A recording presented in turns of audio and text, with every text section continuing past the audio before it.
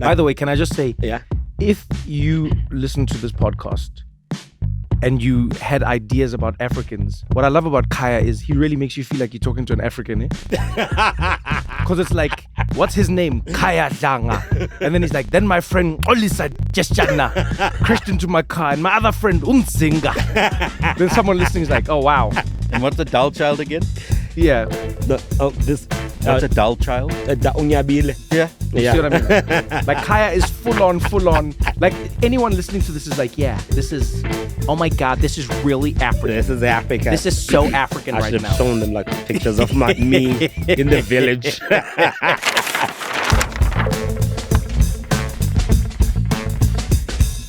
Khaya Dlanga, one of my favorite human beings on the planet. He's a writer, social commentator, social media superstar, but most importantly, and truly this is the most important, he's my friend. We've been friends for over 20 years now, and Khaya Dlanga is easily one of the smartest, funniest, and interesting human beings I know. And so I thought, why not have him on the show? I mean, if you're going to have a podcast, you want to share the most interesting people, right? And that's what today's episode is all about. One of my favorite people in the entire world, Khaya Dlanga. I think you're going to enjoy him as much as I do, but bad news, he's my friend, so you can't have him. Oh, and that random South African voice you hear in the background, that's Ryan, South African producer. Don't mind him, but really you should.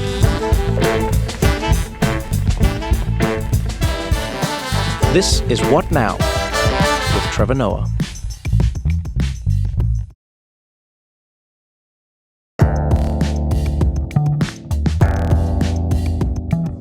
What happened to you, by the way? What was going on with your Uber driver? Got into this Uber. Started chatting. The guy's this German driver. So he's driving us. And like, so start chatting. Oh, where do you work? He is like an MD or something at Merrill Lynch. Like a... Wait, what? I know. Your Uber driver? Our Uber driver was like an... was current. So he was currently at the time? At the time, yes. Like a massive executive position, And I was like, I was like, dude, what, like, explain what's going on here. And he says, no, when I come from Germany, I decide that in order for me to improve my English, I'm going to become an Uber driver. No, you're lying. Yeah, I'm going to become an Uber driver, and then I'm going to, please excuse my closer German accent. I've actually never heard one before. This is really dope. It sounds like a new character in the next Black Panther. They have a German character.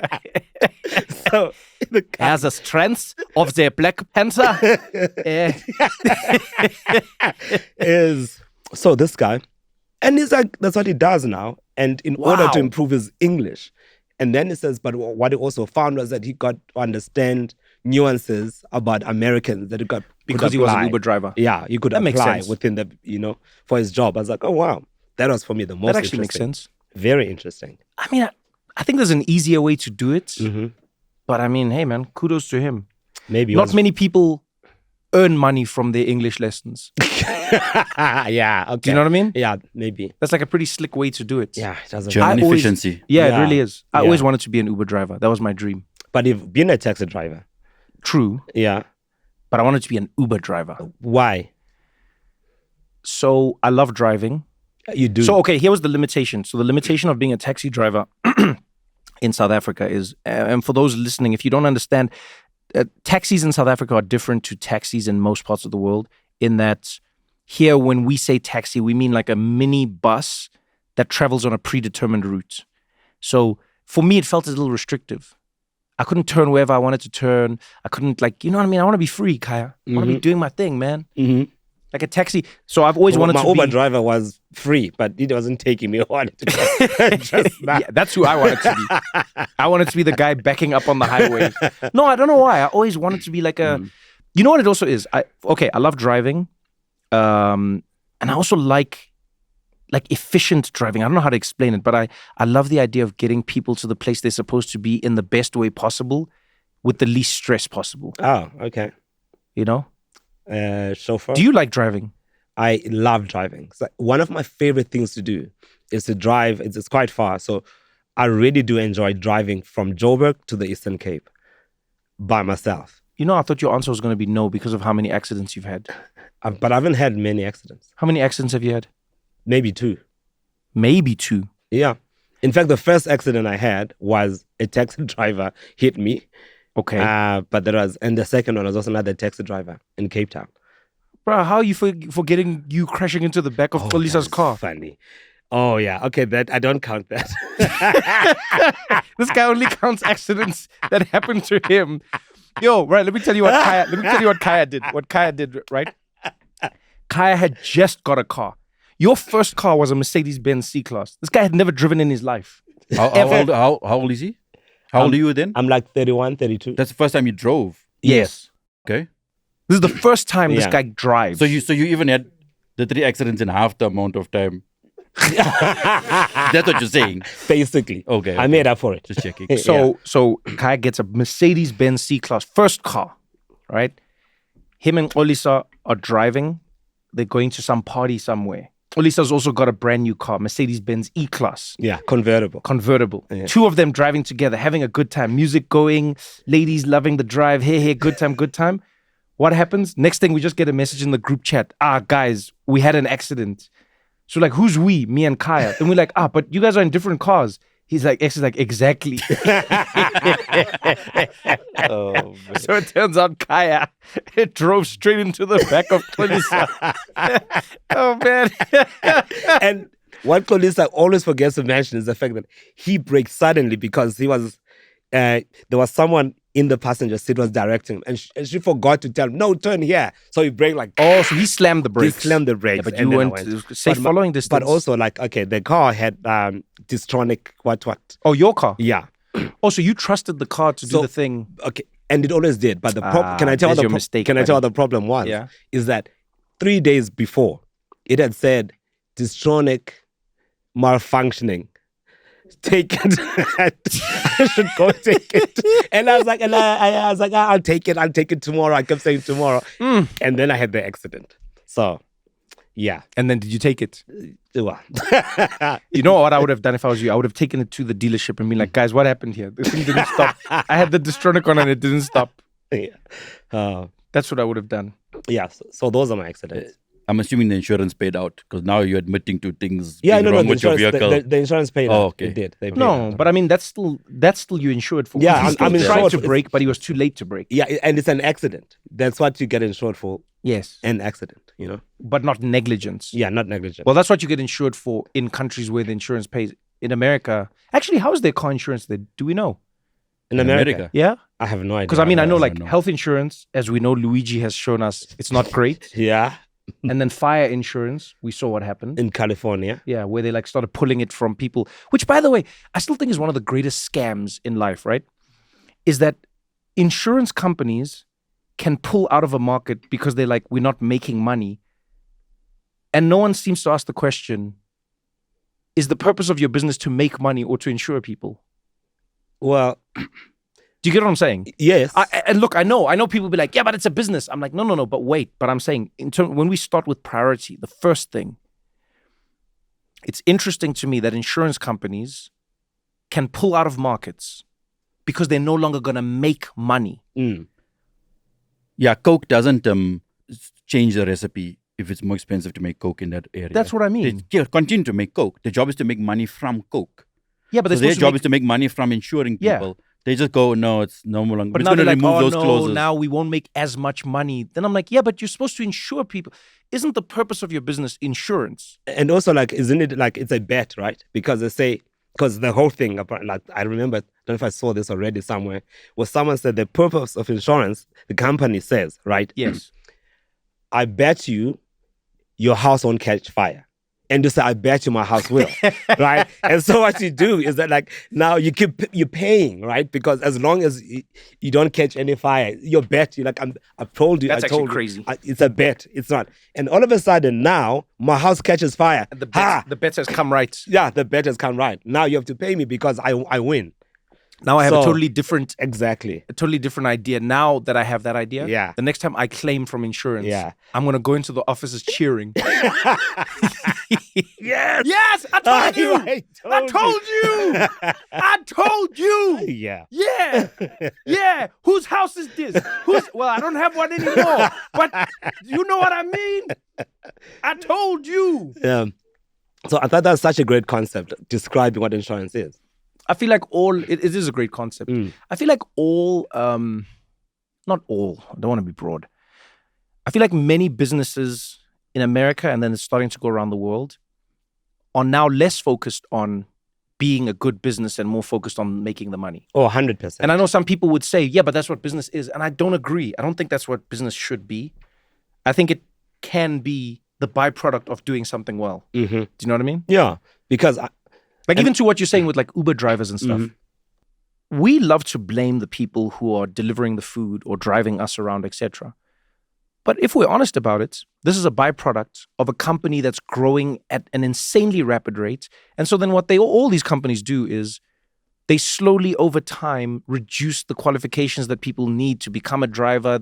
So in the beginning, I remember when like Uber started and all these things started, it was like, oh, you have to have this and your car has to be inspected in a certain way. And now you get into a car and you're just like, yo, man, how did you get to me?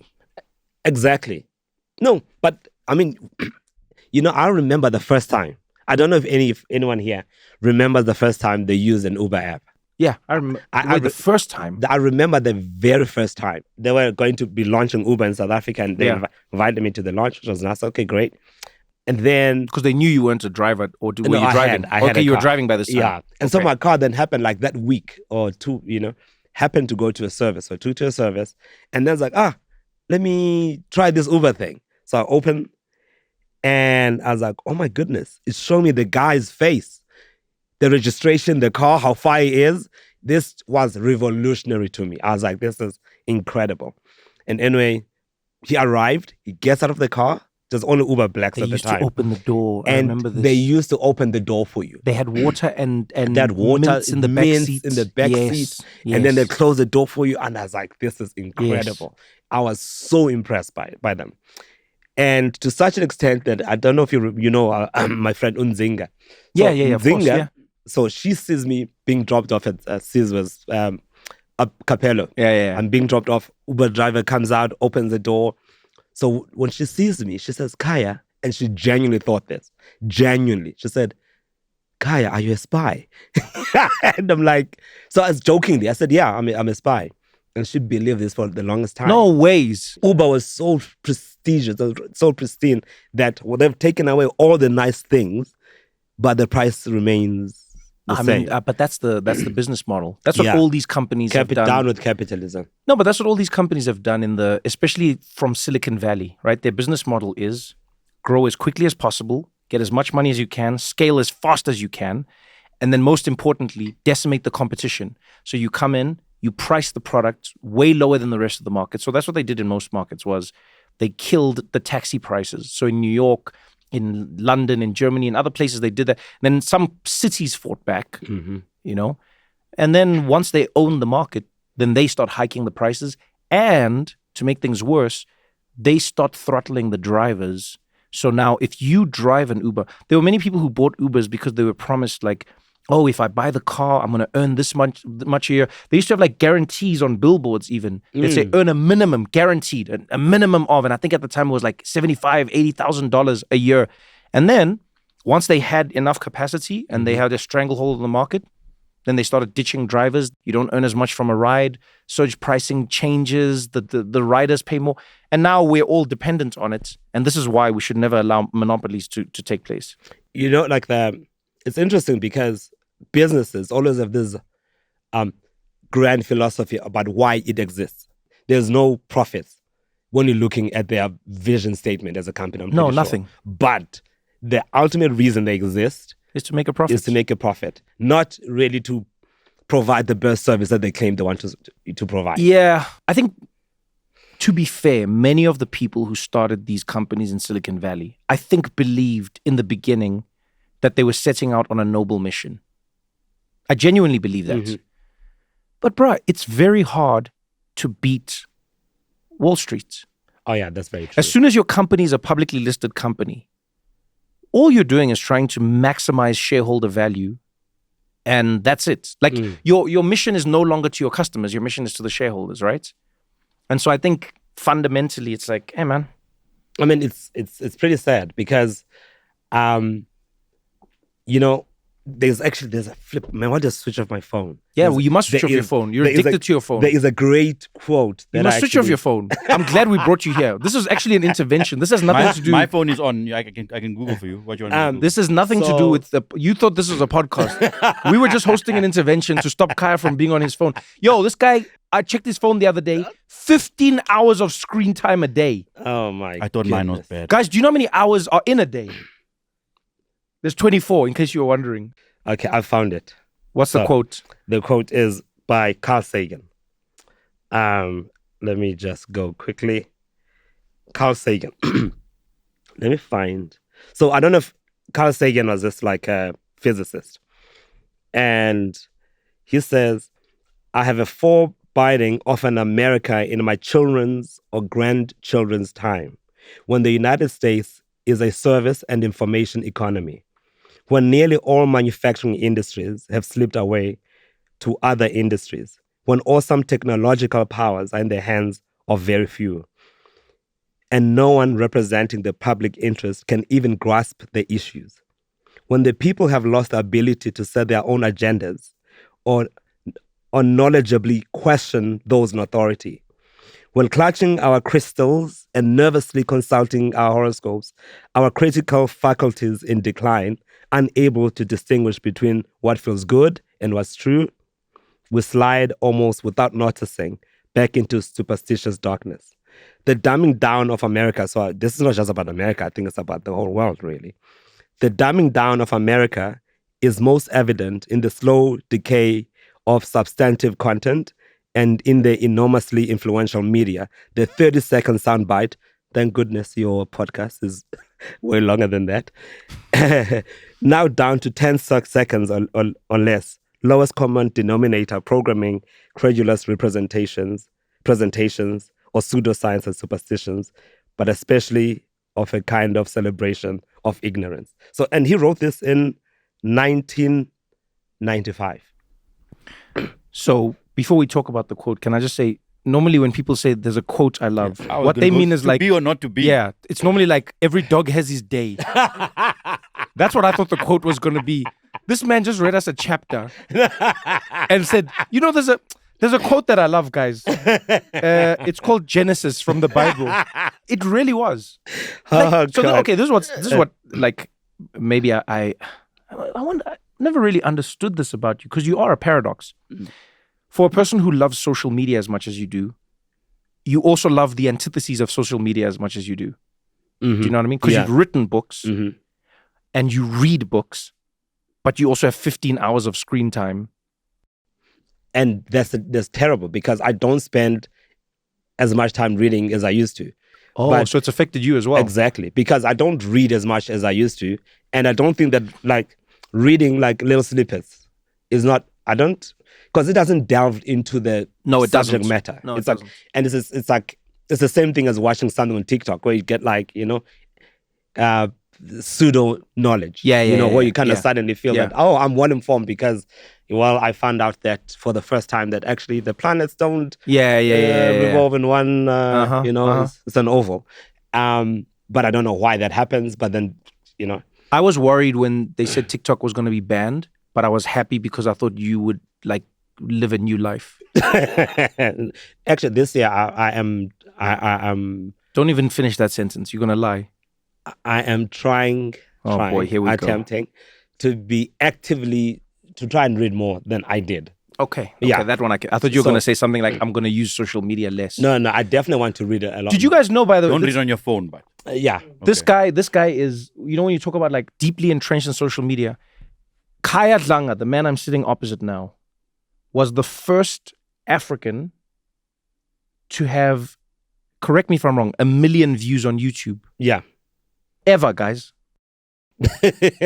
Before Yo, before we knew what YouTube was as a thing. This is like maybe 2006, 2007. Yeah, this guy Khaya was Yeah. like on YouTube and he was loving it and he was killing it. Yeah, man, that was... And no one, why did you stop, by the way? Twitter. Couldn't put your phone down.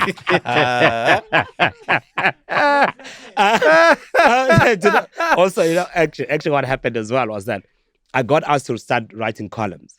And so In newspapers. Yeah, in newspapers. You Like really are. You just oscillate Mail and between Guardian, like yeah. old school, new school, old school. You're like, guys, I'm leaving YouTube. Why?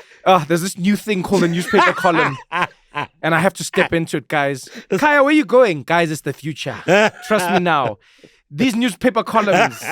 I think everyone in the world is going to be reading this. But Khaya, you've got 1 million people on YouTube. Yes.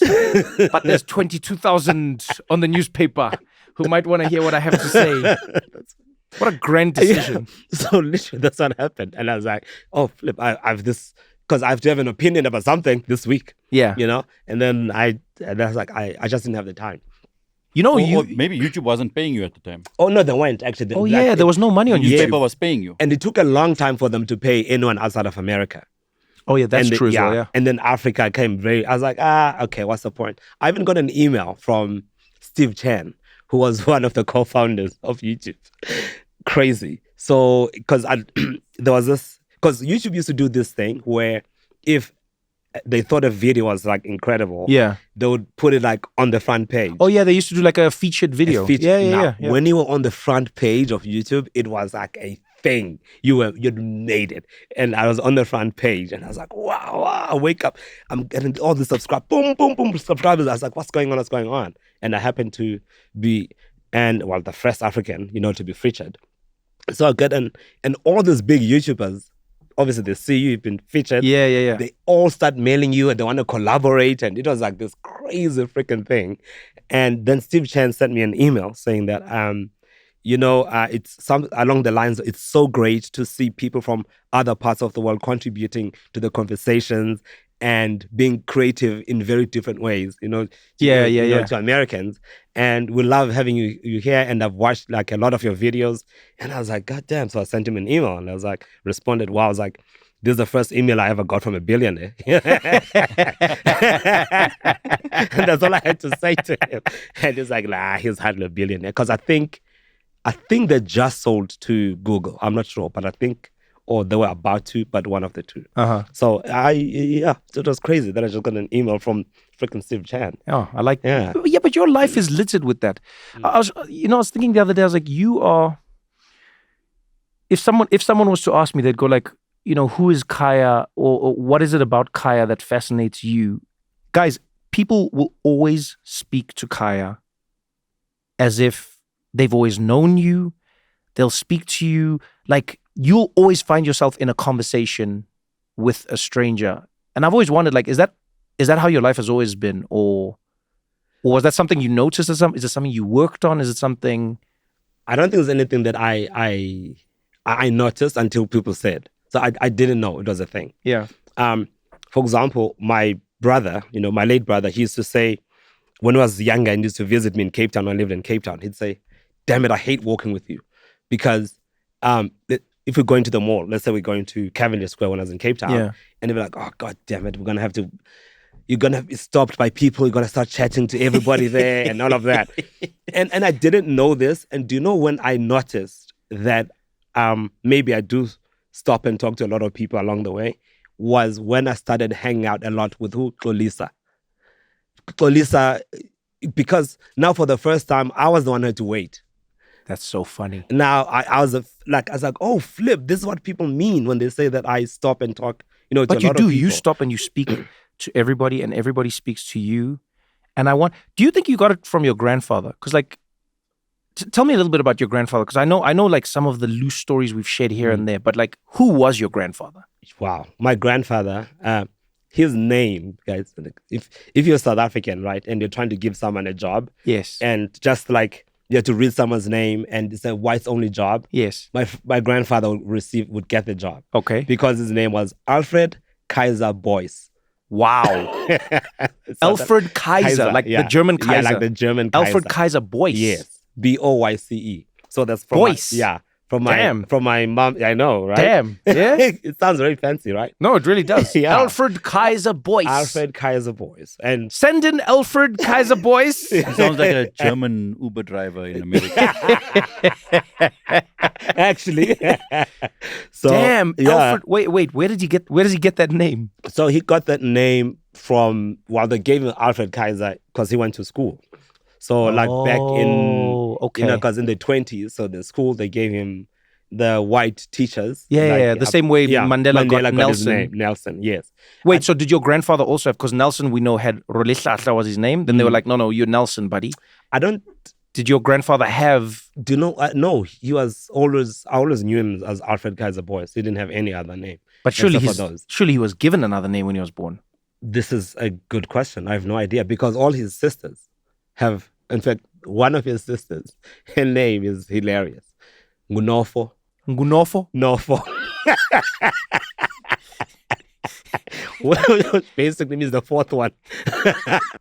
4. Her name would be 4. Imagine your parents calling you just a number. First kid. Okay, Stephanie. That's wild. Ngunofo. Nofo. Okay. But for example, like I didn't know her name until the funeral. Yeah. Because, in the village, like I was saying, like you didn't know older people's names. You just didn't know what their names were. All you knew was like, okay, the grandchild from there, and that's their name. So when the parents sent you, they'd be like, go, like they'd never say like, you call me, like say, go to Patricia's house. No, they would never. Yeah. They'd say, go to Trevor's house and talk to Trevor's mom and say, this is what I want. I struggle to explain this to my, let's say, my American friends or any of my Western friends, because I'll meet their parents, right? And oftentimes, let's say it's white people, and then they'll go, "Hey, Trevor, how you doing?" And I'll be like, "Oh, nice to meet you, Mr. Johnson," or whatever. And they'll be like, "Oh, come on, my name is Brad." Then I'm like, "Yes, Mr. Johnson."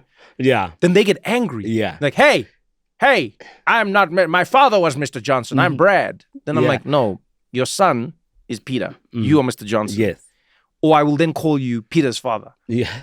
And it's hard to explain it because where we come from, you never referred to an older person by their name. You didn't even know their name. You didn't know their name. And so everything was in relation to. So you would go, oh, hello, Kaya's aunt. Exactly. Oh, hello, Kaya's grandmother. Yes. Oh, hey, Kaya's father. Yes. How are you today? You know what I mean? That's so my grandfather, he was not the chief in the village, but he was, he controlled all the cattle in the village, not just the village. Just to create some of the imagery here for you. When Khaya says village, I've learned now, like some people, I have friends now from England because I've moved up in the world, and they grew up in villages as well, but it's not village like we mean village. All right, so if you're trying to picture village here, if you've watched Black Panther, before they go through the magical dome that covers Wakanda, you know how like Wakanda looks, but before the spaceship flies through that dome, this is where Khaya grew up. So he's on the outside of the dome. He's on the outside of the dome before the technology. Yeah. He's with like the cows and the sheep. Yes. And like the mud huts. Yes. And this is how you grew up. Yes. I just want people to understand this. So when you No say the village, no plumbing. No plumbing, nothing. Thatch Nothing. roofs. Yeah. And all of that. Mud huts. Yes. Yeah. Okay. So when you say village, this is the village you mean. Cool. Yeah. So he was a custodian of all the cattle, I'd say around maybe 4 or 5 villages around us. Damn. And so if anyone, like let's say Trevor, one of your cows gives birth, you had to come and report and say that my cow so-and-so is giving birth. And then my grandfather would register the cow. So he was the DMV of cows. Yes. That's what he was. That's what he was. Yeah. Yeah. So register the cow. Yeah. If a cow died, you had to come and tell him Yeah, that your cow that's is a dead. write-off. Yeah. When you cause a wreck, you have to report it to the government as well. Yeah. Yeah. So he was this guy in the village. And so he has like this, authority because cows are wealth, and now he's controlling the wealth of the village. If you that is could say really that. That's really powerful. Yeah, so he was very powerful. And so a lot of people would come to him for, counsel, for advice, and, all sorts of things. My home was very busy, so it was never quiet because of this. And okay. This is starting to explain a little bit. Now that you're saying it. Yeah. Because, and then, because the dogs in the house, with a gate, and people were scared of the dogs, so they'd call my name, Khaya. Then I'd have to freaking get out of the house, go open the gate, fetch whoever is. Yes. So when I was walking anywhere with my grandparents, people would be talking to them. And obviously, because they want to be seen to be nice to the children too, They would speak to you as well. They would speak to me as well. And I suspect that's probably what kind of I gained that kind of. But also a village is like everybody talks to everybody. And maybe I still have that kind of mentality. Yeah, you do. Where it's like, okay, there's so and so, I'll say hi because I know them.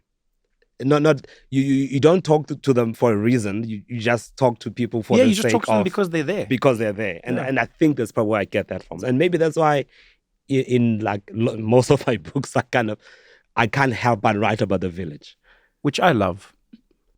Yeah, it's a lot more profound for me than on the surface. When you go, we greet people just because they're there. I often think to myself, one of the things I miss most when I'm not in South Africa is the fact that we all acknowledge each other. I mean, even in the smallest ways, our greetings are plural. Yes. You walk into a room, you greet everybody. Mm-hmm. Sanbonani. I see all of you. Yes. Do you know what I mean? Yes. It's molweni. It's like for everyone. Sakubona. We see all of you. Yeah. And you don't realize how beautiful that is as a concept until you don't have it, really. And you travel the world, and in many places, people get into an elevator, a lift, and they don't greet anybody. Yeah. And people get into a bus, nobody greets anybody. People get into the train. In New York, when I first got there, I greeted people when I'd first get on the train. Khaya, I've never seen, if you want to be a creep, step into the subway, and then when the doors close, be like, hello. Dude, I was such a creep. But I didn't know that you don't greet. It's almost frowned upon, And it's such a wonderful feeling to be seen. Yeah. It's very different. It's almost, when you actually said Sanibona, when it... Yeah. I actually, I don't know if I'm thinking about this or I've seen it or I've read it somewhere, but it's almost like when it says Sanibona, because if I'm the one greeting you, yeah, right? Sanibona, it sounds like I am, because it is me who's saying Sanibona, so I'm saying we see you, yes, right?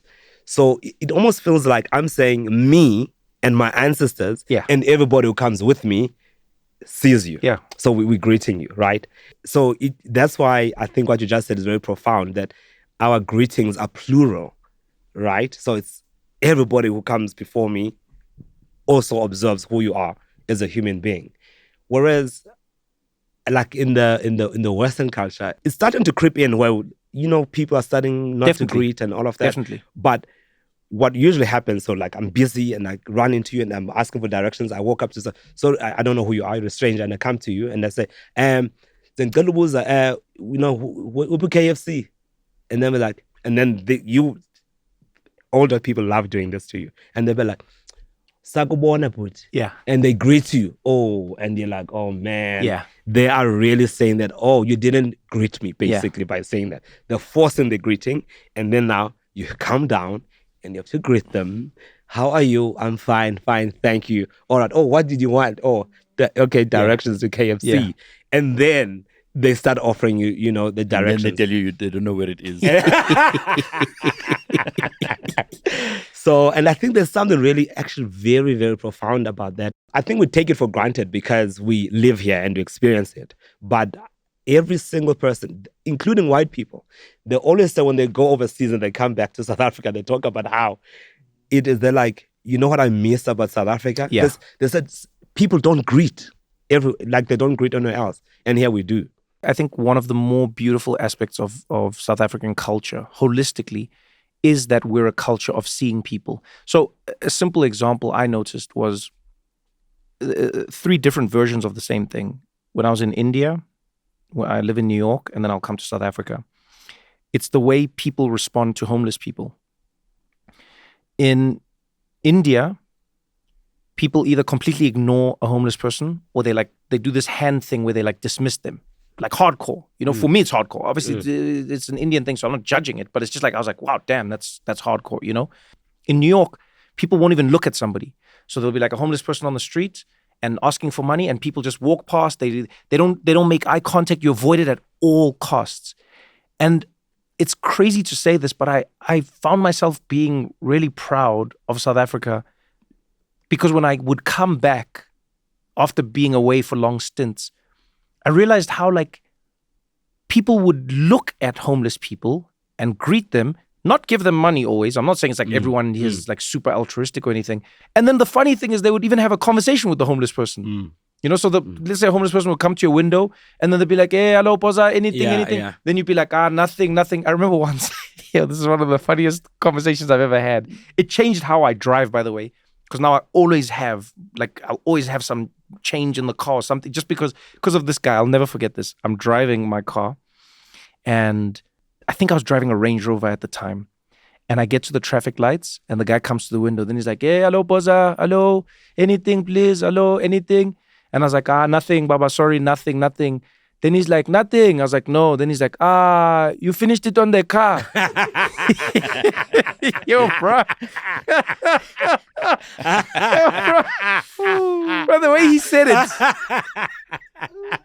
it, he's like, yeah, no, hey, just finish on the car now, eh? Yeah, hey, I'm sure it's tough now.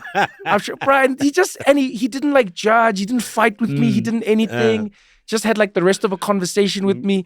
When I drove away, maybe it's because of like, I know this is going to sound strange, but in a weird way, because he saw me, he reminded me that I have to see him. Oh, wow. That's very true. Do you know what I mean? Yeah. Like he actually reminded me that like, yo, man, just because the guy is homeless, just because the guy's begging for money, doesn't mean he's not a human being.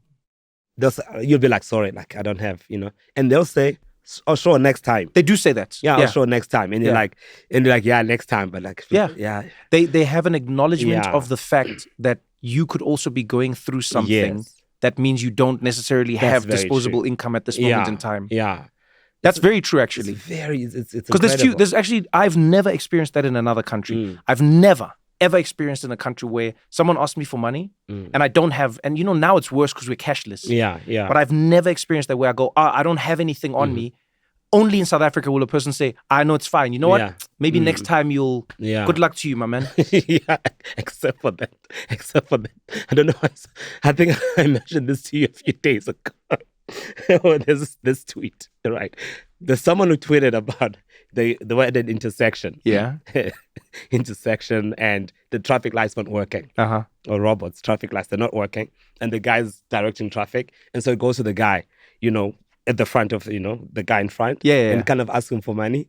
And the guy says, so I don't have money. While the guy was talking, this homeless guy with his fingers just put his fingers in this guy's he put his fingers down this guy's and this guy tweeted about this experience, and basically it's like he doesn't know what to do because this guy just freaking shoved his fingers down his mouth because he wasn't giving him money. God, that was like, that never happens, but this happens once in a while. But it's my favorite. It's my favorite story. It's terrible. The favorite thing I've heard this year. What would you do? It's one of those things where I think I'll drive off, but No, I'm saying, what would you do as it happens, though? As it happens. So would you close your mouth? I would suck so hard, make him uncomfortable. Oh my God! You think so? You think so? No way. That's what you really think you would do. No. That's what you think you would do. This is you behind the microphone. At that time. Never. This is you behind the microphone, Never. buddy. At that time, I think the first thing I would think about is like, let me not swallow.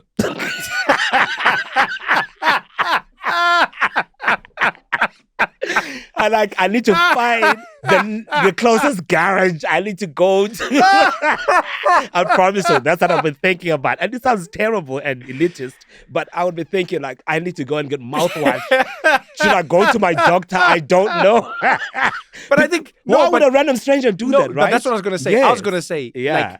the fact that the person's homeless might be a slight heightening of it. Yes. But I think it's the stranger. Yeah, but also like It doesn't matter where it's it so is. random. Yeah, why? but that's what I'm saying. That's what I'm saying. Why would you do that to I me? think it's Yeah. more just about a stranger. Because Yeah. if I was on a train, even if I was in an aeroplane and someone walked past my row and then said to me, "Excuse me, can I have your drink?" And I was like, "No." And while I was still talking, they put their fingers in my mouth. I'd have the exact same reaction. They wouldn't pull their hand out my mouth and I'd be like, "Oh, at least they weren't homeless." No. yeah. I wouldn't no, think that's that. true.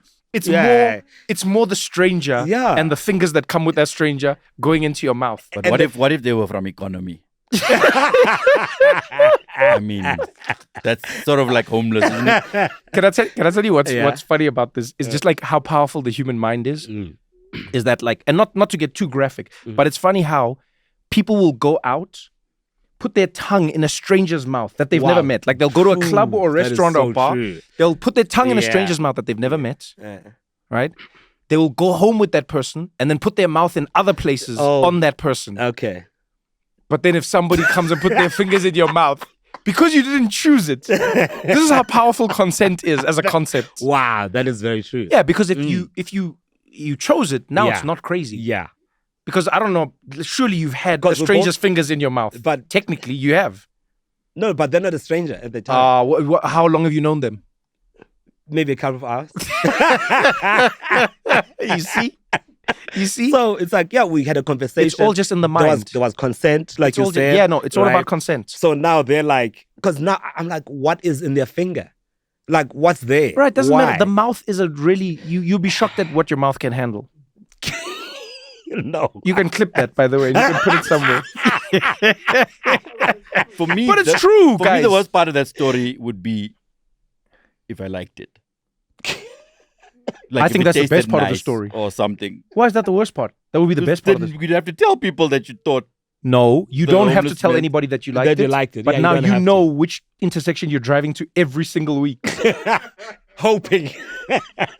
You just be there all the time. Your window. Just I know window down, mouth wide open. I have no money.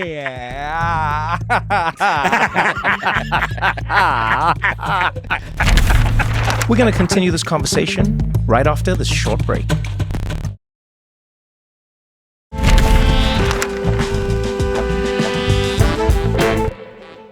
Of everyone I had ever known in my life, you were the only person, and I mean the only person I knew who was closely following American politics, before it became, like, let's say, popular, for lack of a better word. Yeah.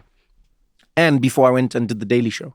And I was watching The Daily Show. Yeah, you were watching The Daily Show before I knew what The Daily Show even was as a concept. Like when I remember when I said, I'm going to do an episode of The Daily Show, you lost your mind, Khaya. You were like, wow, this is so great. And I was like, all right, I guess. Because by that time, I'd appeared on Jay Leno, I'd appeared on Letterman. I'd known of those more. Yeah. But you were just like, The Daily Show. Like, when did your passion for American history and politics begin? Like, why? Because this wasn't a thing that's popular in South Africa. Yeah. You know what I mean? It's not like it was a trend. Well, I think it's because I was such a loner, as a child. It still doesn't explain Khaya. Oh God, I'll explain. A lot of kids. I was alone. Do you know what I did? I played Mario Brothers. You know what I'm saying? Like, I didn't sit at home and go like, I wonder what Richard Nixon thought before Watergate happened. No, I was playing Mario Brothers. No, I think it's because it was reading. So yes, but how do you get to those books? I also read a lot. The Wind in the Willows. Yeah, okay. Little Prince. Yeah. Dr. Seuss. What kind of child growing up in a village? Yeah. Remember you, where people had pets like cats and dogs. Yeah. You were on a first name basis with sheep and cows. That's true. No, and that's true. So you were like rolling with sheep and cows. Yes. And then you go, and I'm also going to really get into Reagan and Nixon and Bill Clinton. Then I had to go to the township, So, like at 13. So I'm living with my mother. And then my mom kind of starts saying, important things are really happening in this country. Like Mandela and all of that. And so she literally forces me to start reading the newspaper. In fact, in my school, like, I was the only black kid in my class, for example. And then in the school of like about 800 or 900 kids, there must have been 5-6 black kids, in the school when they... Did you know all of them? The black kids? Yeah. Yeah. Well, I mean, At school, yes. I knew Yeah, them but I'm at saying, school. did you know them? Yeah, yeah. Were they male, female? There were, I think there were both. Yeah, just definitely both genders. Both. Did you date? Did anyone try and set you up with them? No, we were too young. So nobody kind of tried to do anything at the time. So we here, and then the school library, because I was always in the library, and before the library opened, I would go and read the newspaper, the Daily Dispatch, and I just go and read until 7 o'clock, until the school started at 7:30. And then I'd read the newspaper until 7:30. But Khaya, sorry to cut you off there. Yeah. Like, you could barely speak English. Yes, because I'd learned to speak English 2 years before. But you were reading everything in English. Yes, I was reading everything in English. This is really insane to me. I was reading this, and then in high school they had like Time magazine and Newsweek, and then I'd read. But so you go to a new school. Yeah, I go to a new got school. it. Okay, I see what happened here. So all right. this moves from the village. Yeah, now in new school. You've learned Yeah. English 2 years ago. Yes. You're in an English school. I'm in They've an got English Time school. magazine. They've got Time magazine. They've got Newsweek. Okay. And I used no to Garfield. I used to read Garfield. Oh, you did? Because they had Garfield in the newspaper. I like that you were like this guy was a full-time adult, part-time kid, essentially. And that's what I did. And then they'd have the, Newsweek, and then politics. I was like, who's this Bill Clinton guy? Okay. Oh, interesting. And then I'd read about him and Hillary Clinton and George Bush and all of those guys. I'm like, Ross Perot. And I'm like, wow, this is fascinating. And so then that gets me like a lot, very interested in American history. And then I think what also got me into it was because the O.J. Simpson trial happened. And then I was fast. I could not wait for Newsweek or Time magazine every week. And I'd be there reading about the trial because they're detailed information about this trial. You are 13 years old while this is happening. Yeah.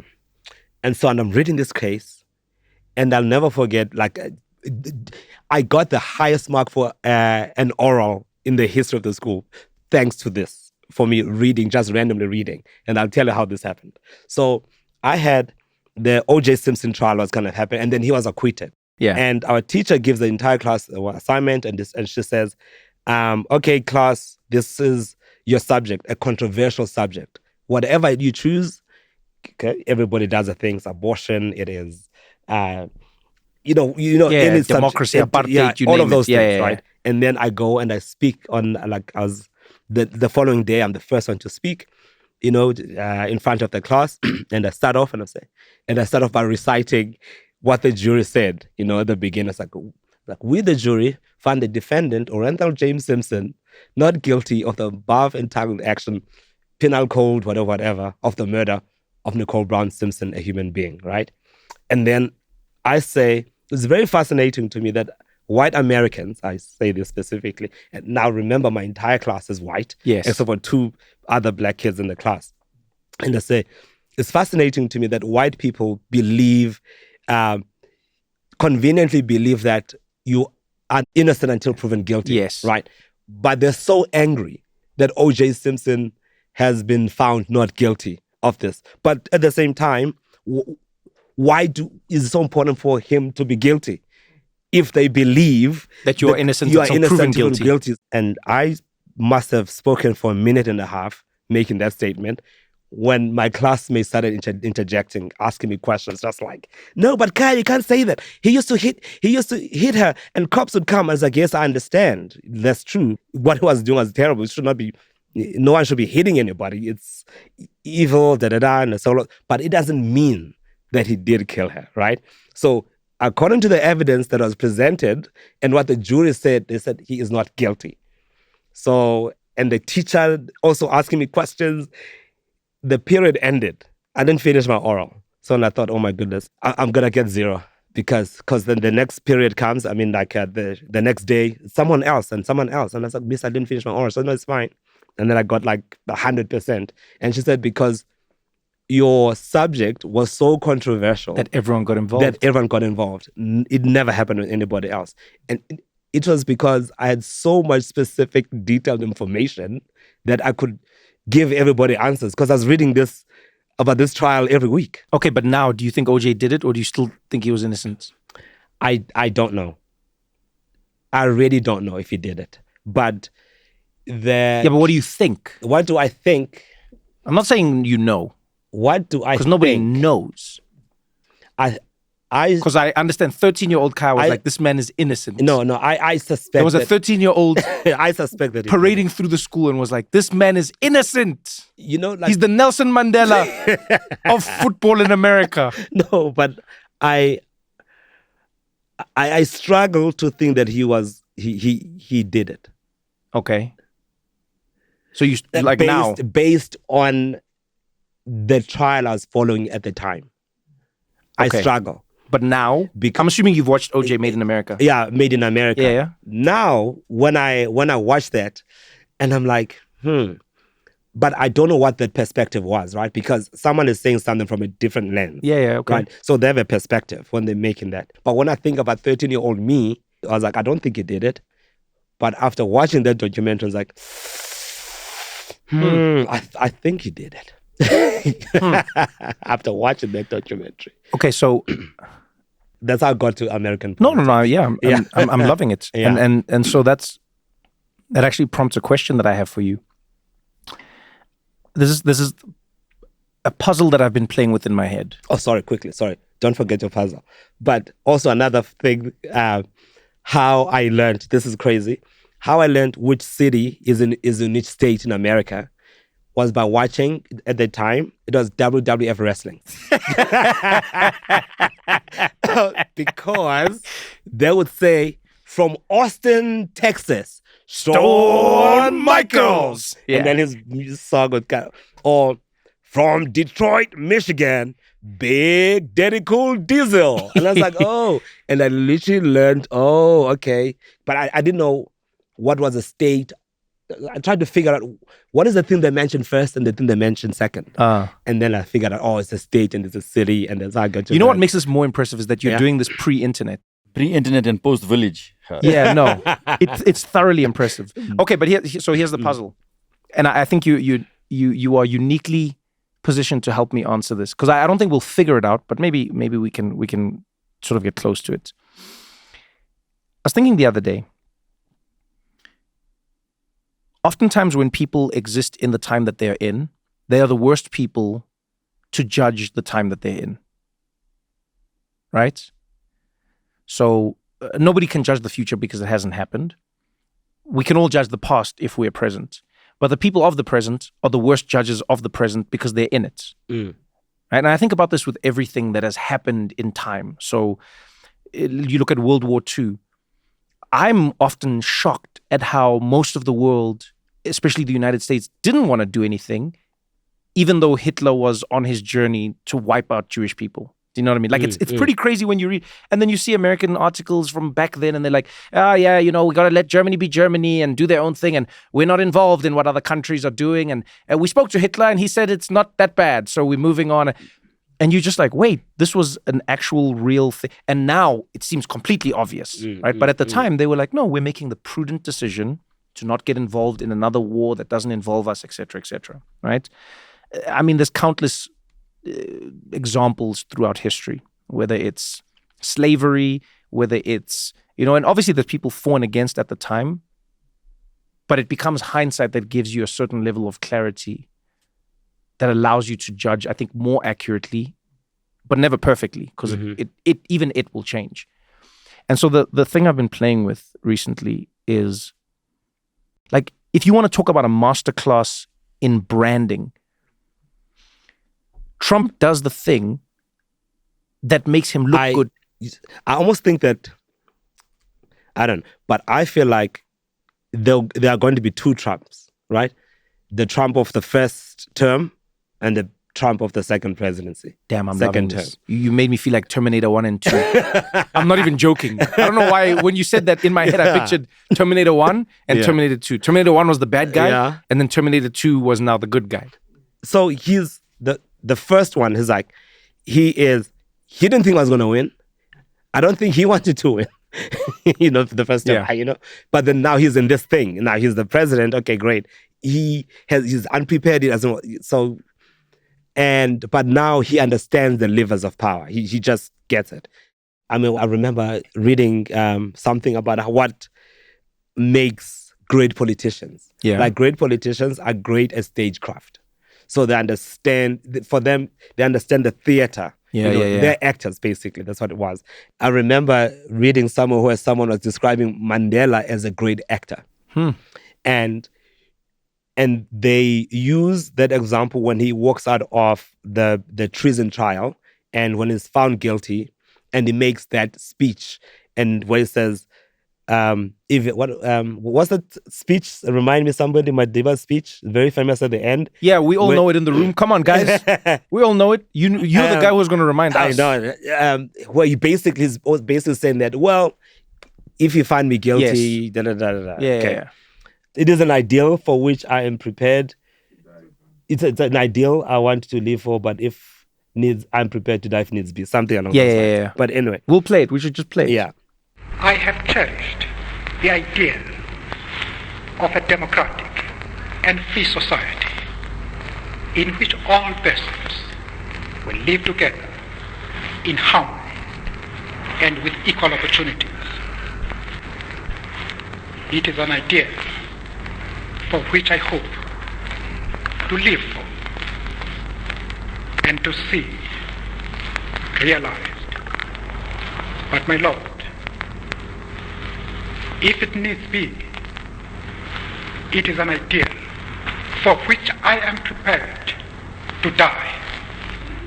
And then when he walks out of he's the last day of the trial, he's wearing his Xhosa traditional warrior outfit because he knows that it's going to come across as defiant. Every single picture in the world will have him as this guy. Yeah. So it's this kind of juxtaposition between like this oppressed hero who's fighting against his people dressed like this. And like just throughout his life. And I think that Donald Trump is a natural actor. He's phenomenal. I can't think of a single American politician in the history of the United States that's better at stagecraft than Trump. No, I agree with you on that. For better or worse, but... No, just the stagecraft. One of the things I've heard about multiple people who've been in Trump's orbit is he, in a weird way, Trump is more honest about the game of American politics than most American politicians are. Have you seen when Trump even said, when he'd be on stage, and he'd be like, folks, I can do it. They say he's not presidential. I can be presidential. It's so easy. I can stand here and say, oh, hello, everybody. So good to be here. I can do it, folks. You want me to be presidential? I can be presidential. But in the craziest way, that's what I think I find fascinating about the man, is that Trump says the thing that he's doing out loud, but the people don't hear it or process it. I think it's because it's so honest and transparent that they can't believe it's real. I don't know what it is. Because no one does it. You're not supposed to do that. Yeah, I guess. And then he does it, and then it's like, okay. And he likes to be liked. He loves to be liked. I think this is number one drug. And I think this is why there's, I suppose a lot of these tech CEOs have figured out about him. It's like, just like him. And then everything is fine. Well, I don't know if everything will be fine. Well, I mean, because here's the problem, right? Yeah. Here's the problem. Uh-huh. The one problem that I think people will face with Trump is this. Yes, he likes to be liked. But if everyone likes him and all these people have conflicting interests... He needs an enemy as well. Yeah, but even so, if everyone likes him, those people still have conflicts of interest with each other. Like they have conflicting interests. So now whose like comes before the other person's like? There's people who've come and kissed the ring with Trump. And then Trump is like, yeah, this stupid person came and kissed the ring. They came here. They let me put my fingers in their mouth. You know what I mean? There's no guarantee. But like, I don't know. This is why I oscillate between the two thoughts. On the one hand, I think to myself, Trump has all of the ingredients to be a dictator. On the other hand, I go, his incessant need to be liked means he can't be a dictator. Yeah. Because dictators can sort of operate outside of the realm of being liked. Yeah. Do you know what I mean? Yes. They don't care. Yeah, they go like, I don't care. Not that they don't care about it. No, they don't make care. you like him. No, like because you think so? You'll act no, like... I'm saying like You Kim have to Jong-un. act like you like him. They'll make a you like dictator. him. Oh yeah, that's true. Yeah. Do you know what I mean? But that's Yeah. but that is what I'm saying. Yeah. I'm saying there's two sides, right? You can love being liked so much that you have all the ingredients to be a dictator. So you go, I'm going to create the reality that I exist in. That means I'm always liked. Mhm. Or you can like being liked so much that you go like, I would never be a dictator because I want the people to like me. Yeah, yeah. And with him, you don't know.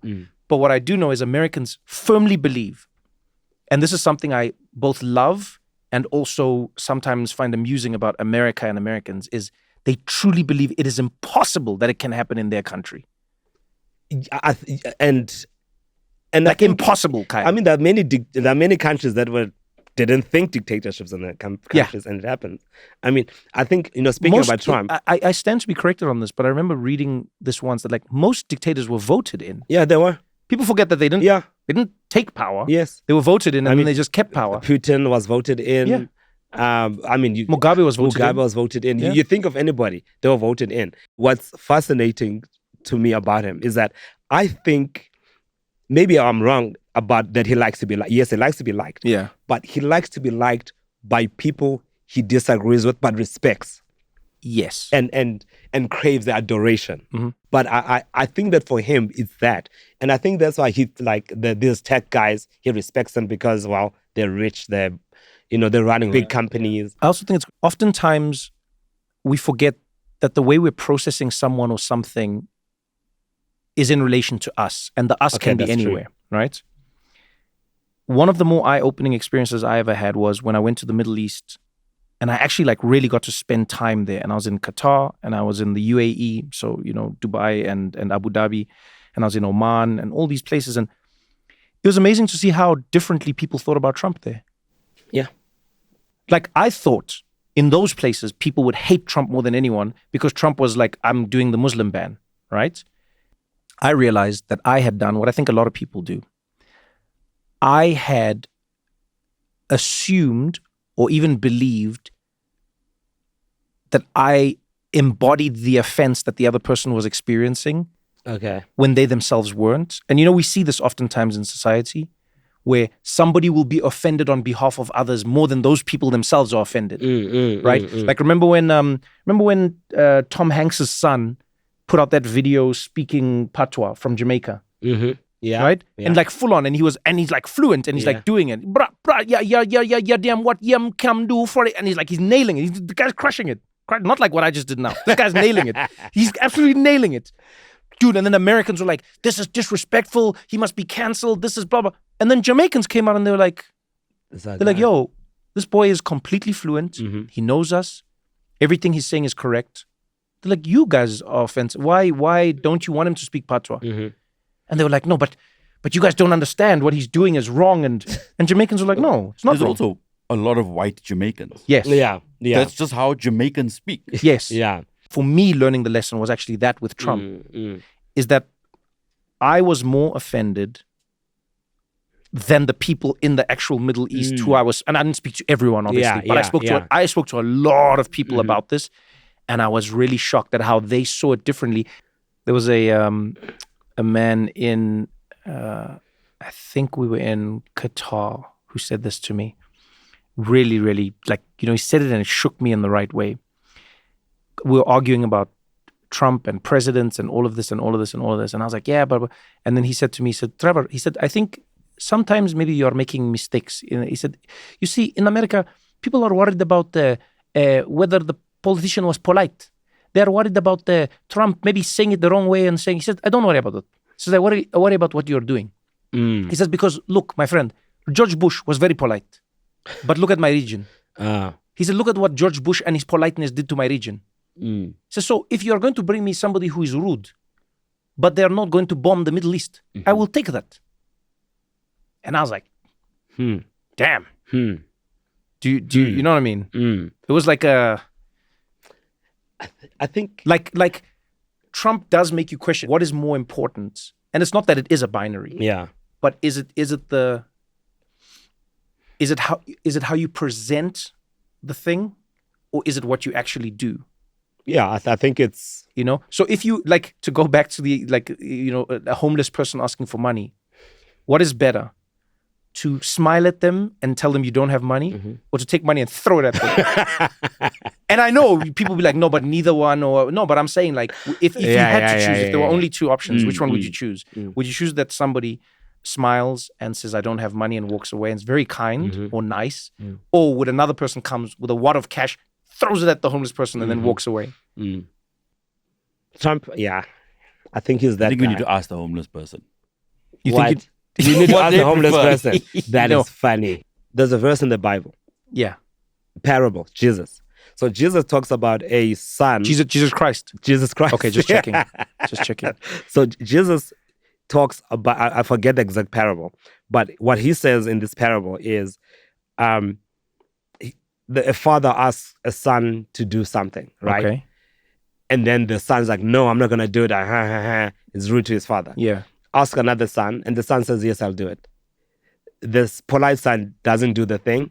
The son who was not polite said he's not going to do the thing. Does the thing that the father asked him to. Okay. Right? So it feels like, and then it seems like then Jesus kind of praises the son who said, I wouldn't do it. But he did it. But does the thing. So again, it feels like that parable. Oh, so then Jesus Jesus disagrees with you, just so you know. Maybe that's what the J in Donald J. Trump is. Yeah. The Jesus disagrees with you. But Donald Jesus Trump. Don't go anywhere, because we got more What Now after this.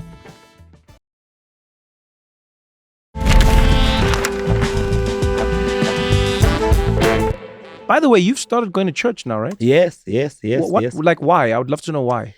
So, wow. First of all, because I assumed that you weren't religious because of all the years that I've known you. And then now you like go to church. Yes. So, well, as you know, I lost my mother last year. So, which was, like I was saying now, it's in 2 days' time, it's going to be exactly a year.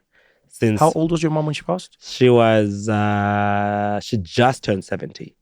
So she that's it's not young, but that's young. Like, especially considering how she was, she was super active and, so then I remember driving, to the funeral with my sisters. So they're in the car at the back and I'm driving and I'm leading the funeral procession to the church. And I said to them, guys, and you know that thing, I don't know how to call it, but that thing that you get That lump in your throat. that lump in your throat, yeah. or you feel like, and I'm trying to not cry as I'm talking to my sisters. Yeah. And I says, guys, I'm not going to talk. I'm not going to speak at the funeral. I know I'm supposed to, but I'm not going to do it. I can feel I won't be able to do it. Damn. Once I'm in front of the church, it's going to be impossible. And they're like, no, you can't do that. She would have wanted you to, like, you. And I was like, guys. Because you and your mom were close. Yeah. And then I'm like, I can't, So then we get to the church and they like to plonk you right in front of the freaking coffin. Yeah, So as a family. So now I was like, oh my God, this thing is right here now. It's more real. And that feeling was even more profound. It's like, there is no way. I know I won't be able to speak. But then there's women that my mom went to church with.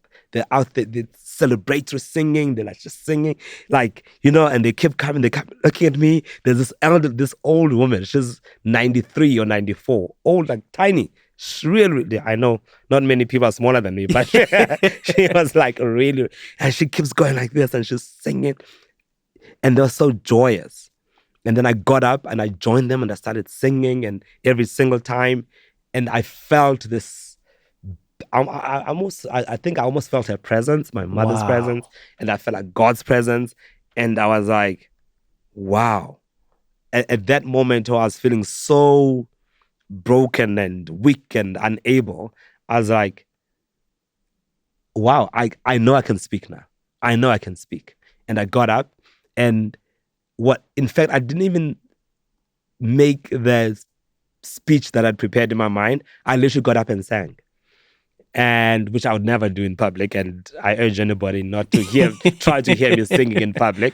And I started singing. What did you sing? I sang. There's a song by a very traditional Xhosa song that was made famous by also a Xhosa singer, Umandisi Jantjies, and Iti ngumama lo ondizalayo ngumama lo, which is like, this is my mother Who has raised who me. has Yeah. who has raised me. And then there's this big photo, and I was holding this photo of her and singing this song. And then I just started speaking quite joyously about her. Very brief, very short. And then I was like, next week when I go back to Joburg, I'm going to church. And that was it. And that's why I started going to church. I'm assuming you grew up going to church. Yeah, Because we all absolutely. did. We all did. Yeah. So 100%. when had you stopped going to church? I stopped probably going to church maybe 2006. This is when you got 1 million subscribers on YouTube. It is, right? Viewers. Yeah, viewers. Views. 1 million views Yeah. on YouTube. And then So, you were like, who needs God? Who needs God? I am God. In fact, that's how I first got into touch with Caesar, actually. YouTube. Wow. Yeah. I think you sent me, we mailed each other. Wow. Yeah, You slid into his DMs. Hey. No Yeah, ways, really? Yeah. I know the whole community is ex-global being. Oh my Wow. goodness, yes. Yeah. So Wow. that's Kaya, Mm. didn't Doja Cat also email you? oh my goodness. Like a gracious child me. Doja Cat? Yeah, that's Like before she was Doja Cat. Doja Kitten, didn't she email you? it's a wild thing. She did mail me. But I mean, she was like 13. She sent me an email because she was watching my videos on YouTube as a 13-year-old, and she knew us from South Africa. So she sent me an email. She said, "Hi, my name is Amala Zandile Dlamini, and my father is Dumisani. He's this famous actor in South Africa. He was in Sarafina. I'm trying to get hold. I've never met him. Wow. I want to get hold of him. And would you find a way to get me in touch with him?" And I felt so, my heart, I was like, she's 13. She's like a child. And she's gone to this extent. And I was like, I'm sure I can find him easily, right? Because my cousin is an actor. He probably knows him, Shlomla. Yeah. So I contacted Shlomla. Do you know this guy? Yes. Where is he? How can I get in touch with him? And it was like he was in Namibia doing whatever, and says this way he is. Try to get in touch with him. Told him gave him the information about his daughter, and he just never responded. And then I sent an email back, and I told her I'll do what I can, but I don't know what to do. And then one of his daughters, who lives in Soweto but different mother, also sent me an email having seen the fact that because I wrote a post. I think I wrote a post. A blog. You had you had posted a blog about this. Yes. And then I posted a blog and where I asked about, and I was like, well, if anybody knows where he is, da, da, da, da. And then one of his daughters also sent me an email and said, okay, this is my email address. Please send my email address to Amala, and then they would get in touch. And that was the last thing I did. That was my last interaction with them. And I felt very sad because they never got in touch. Obviously up to to this day, as far as I know. So, and that was long before she was Doja Cat. She was just like a 13-year-old girl watching YouTube videos. I wonder what it is about you that makes people feel like you can or would be willing to help them. Because it's even in hearing the story, I think to myself, I know I've done that with you in some ways. I think all of us, people in general, they'll turn to you as Khaya and be like, Khaya, can you help me do this? Can you help me find this? Can you help me figure this out? Can you help me? I'm. You think it's his smile? Yeah, but I think it's more. There's something. I don't know what it is about you, because you also have a yearning to help people. Do you know what I mean? Mm. I remember when I was going to appear on the Daily Show, you were one of the people I called. I was like, yo, man, I'm going to go on the show. You're literally the person who, for me, knows the most about American politics. I need your help. Mm. And you didn't, you were never like, no. In fact, when we met, this is how I met Khaya. When we met, so Johannesburg / South Africa has a very small middle class. So if if your family was lucky enough to move in some way, you sort of knew each other as people. And I remember I would go out to parties or braais, or what Americans call barbecues, or event, whatever it was. Nothing fancy, by the way, because I wasn't in entertainment in any way. And everywhere I would go, I would see this guy, this short, charismatic human being with a dazzling smile, always laughing, always talking to people. And I'd always see him, and you'd greet me and I'd greet you, but I didn't know you.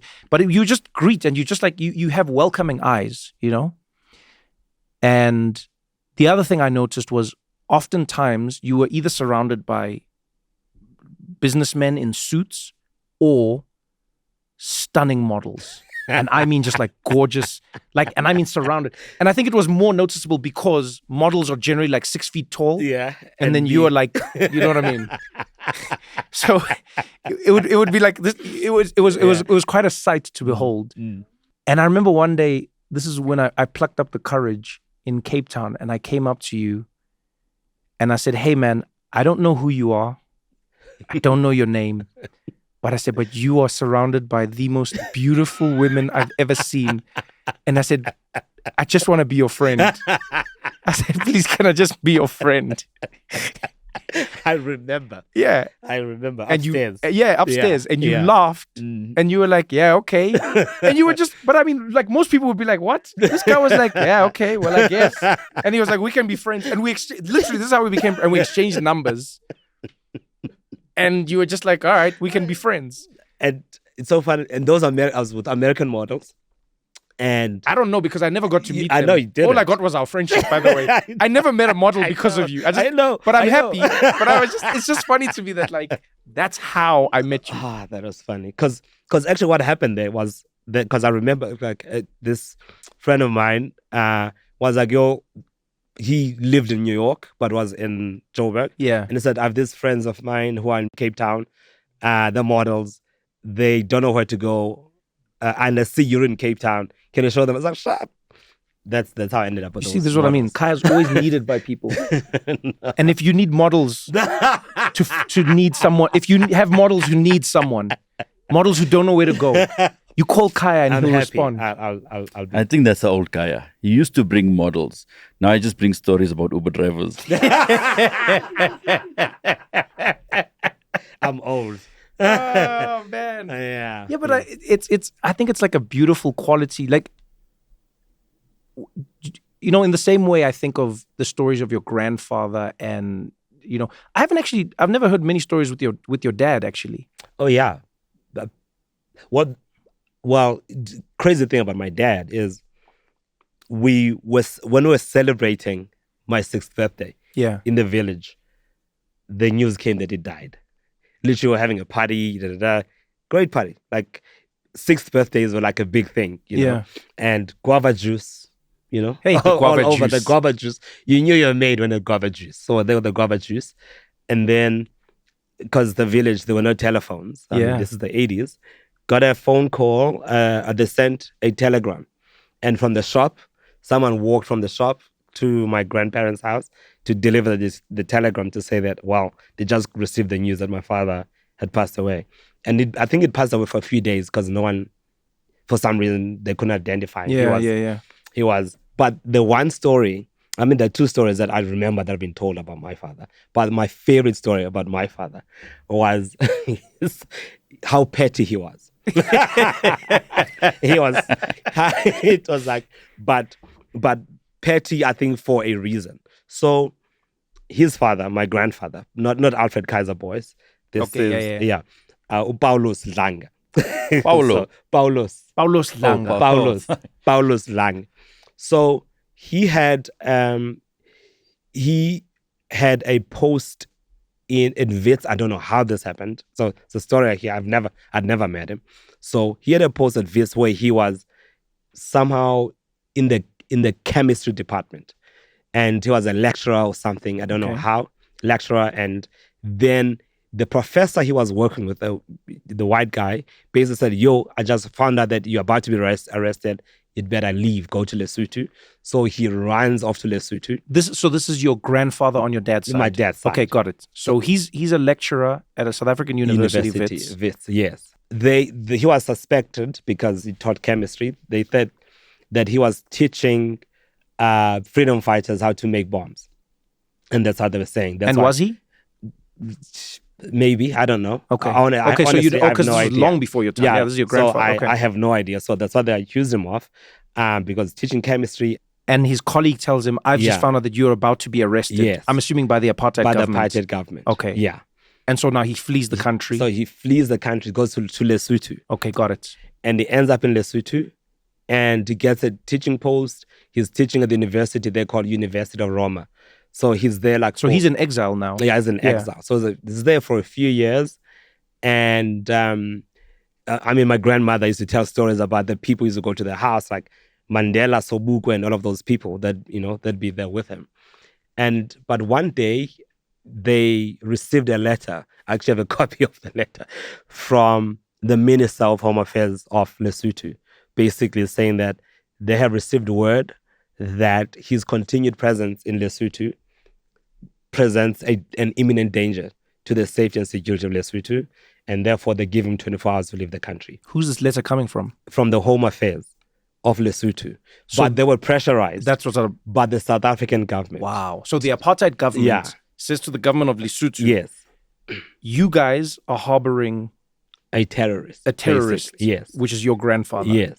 And if you don't harbor him, then Lesotho is now an enemy of South Africa. Yeah, things will happen. And so he left before the deadline, and obviously back routes, so he flees Lesotho as well. He flees Lesotho, leaving my father and his kids there, and he leaves back routes. But then somehow the cops find him. He's in South Africa now. Yeah, he's left Lesotho.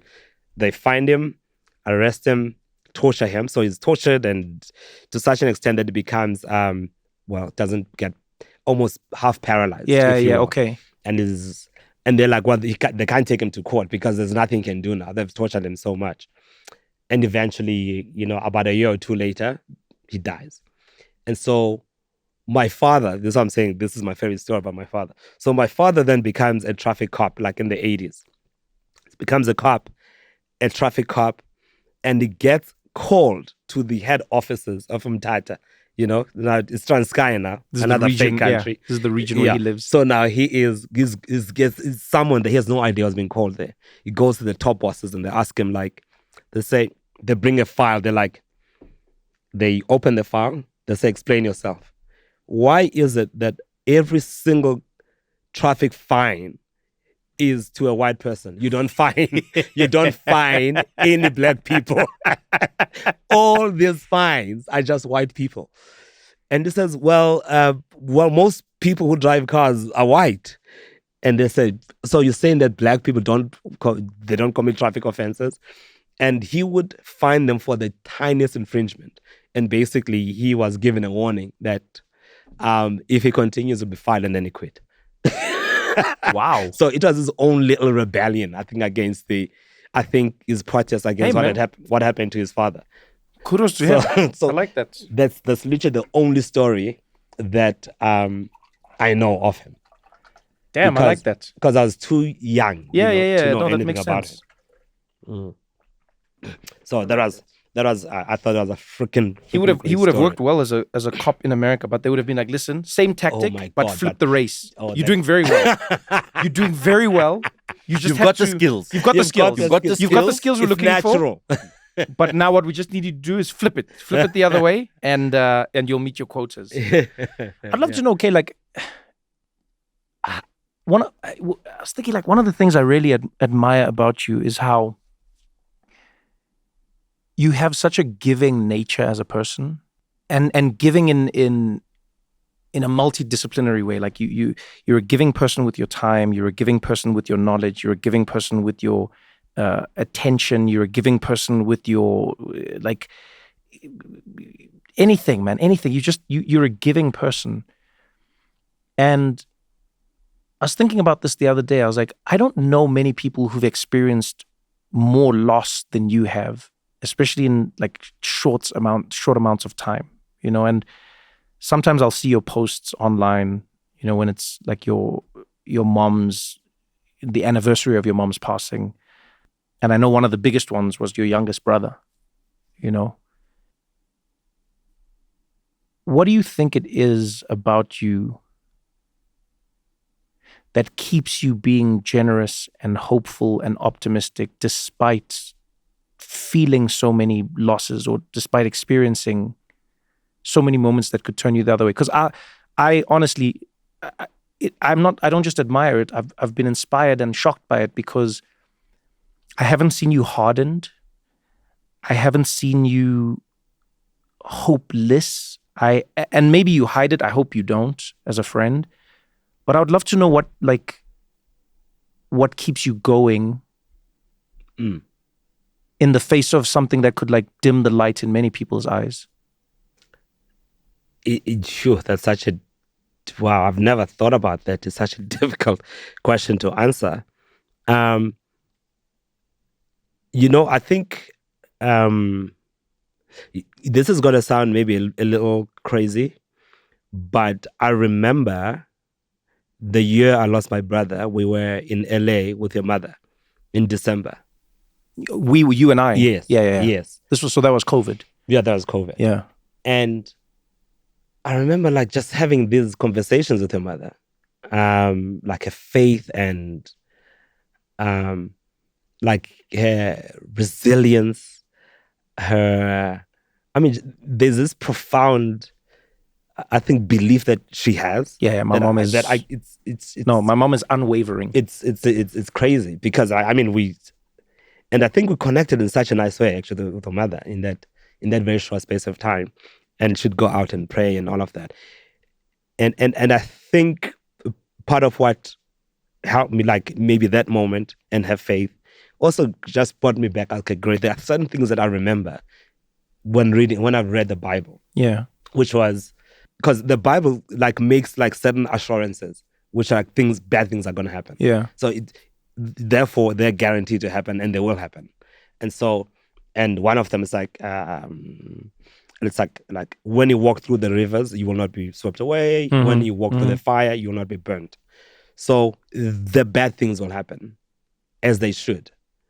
And I think we're not put on this earth for pleasantness.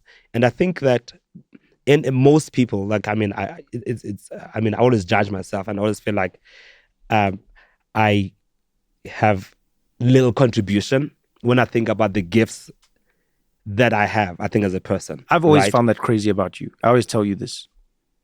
That? I always feel like you minimize how much you contribute to everything. Okay. But always. Yeah. And I've always told you this. I know you have. That's true. You and you always remind me, which is so crazy. And you always say that I am more than what I think I am.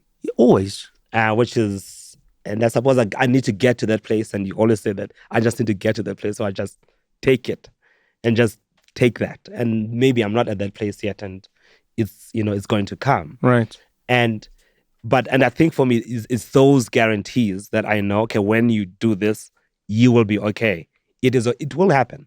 And so I try to arm myself with the knowledge that tough things are going to happen.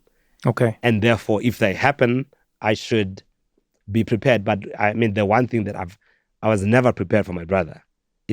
That hit me harder than anything else, than anything can possibly Why imagine. was that?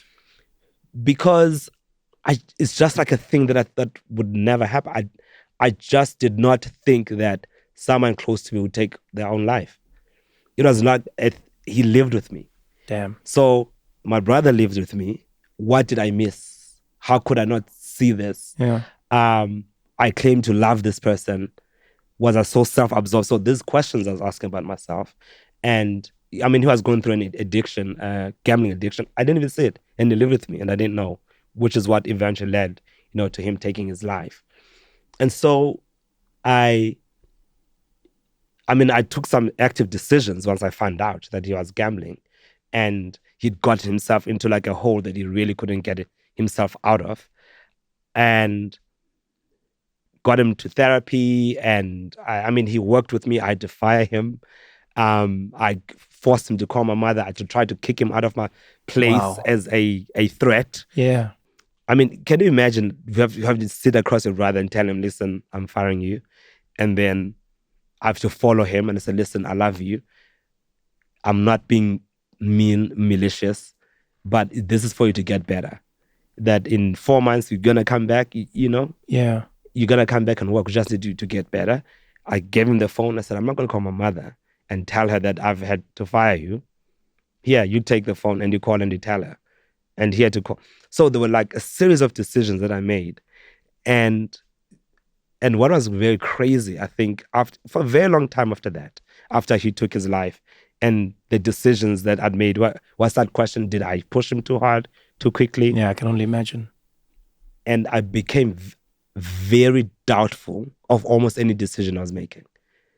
So it was very hard for me to make decisions for a very long time. Wow. And I was like, oh my, because I felt that the decisions that I may have made may have led my brother to make the decision, even though I know that, like, logically, Yeah, I know logically that, you know, but then there's still, I know. yeah, And there's so still what the emotional yeah, question. so the emotional question was just like, but what if, you know, I drove him too hard, and so I blame myself, you know, for all of that, even though I know that I shouldn't, and there's no blame. Yeah.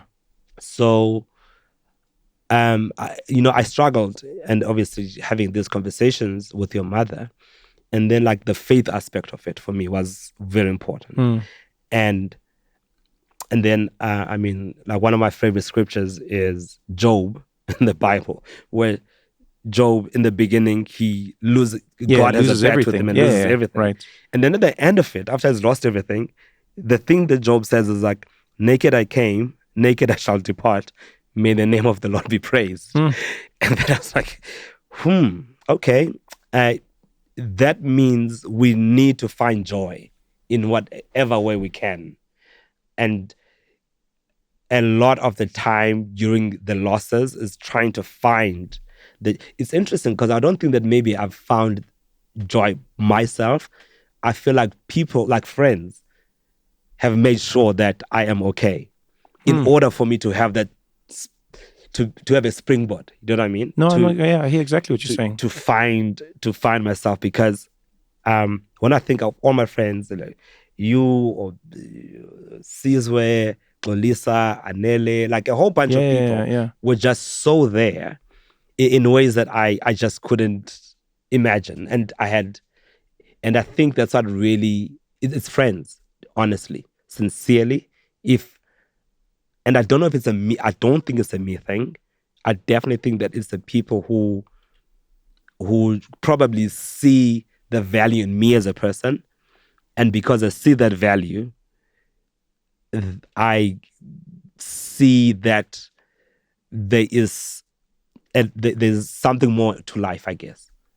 I mean, I don't have an answer to it's a very difficult question because I've never thought about it. No, I understand. I've literally never thought about it. And I mean, when I think, because also at the same time, he lives with me, it's my brother. And then I think the worst guilt I also felt was like, oh my God, is my mother going to blame me? Yeah, dude, I can only imagine. You know what I'm saying? And what did she say? Oh, geez. She said to me, because she was with me all this through every step of the way, everything I had to do. She said, she said, you did more than you should have. And which is essentially what my brother actually said in his own suicide note that he left. Jeez. Which was, you did more than a brother should have done. And that's what my mother said to me. But that didn't, I suppose that doesn't make you feel good, either.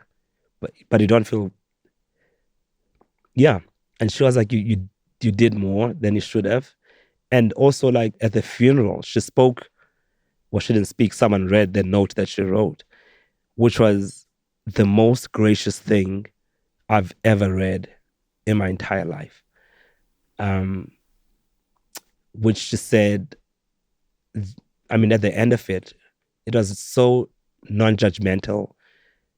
she said, you were tired of the things of this world and rest, my son, you know, and which was, I was like, phew. I mean, at the end of it, I was like, wow, what a thing to say. But I'll never forget the evening of the funeral. Everybody's gone. It's just myself, my mother, and my two sisters. It's just us, you know.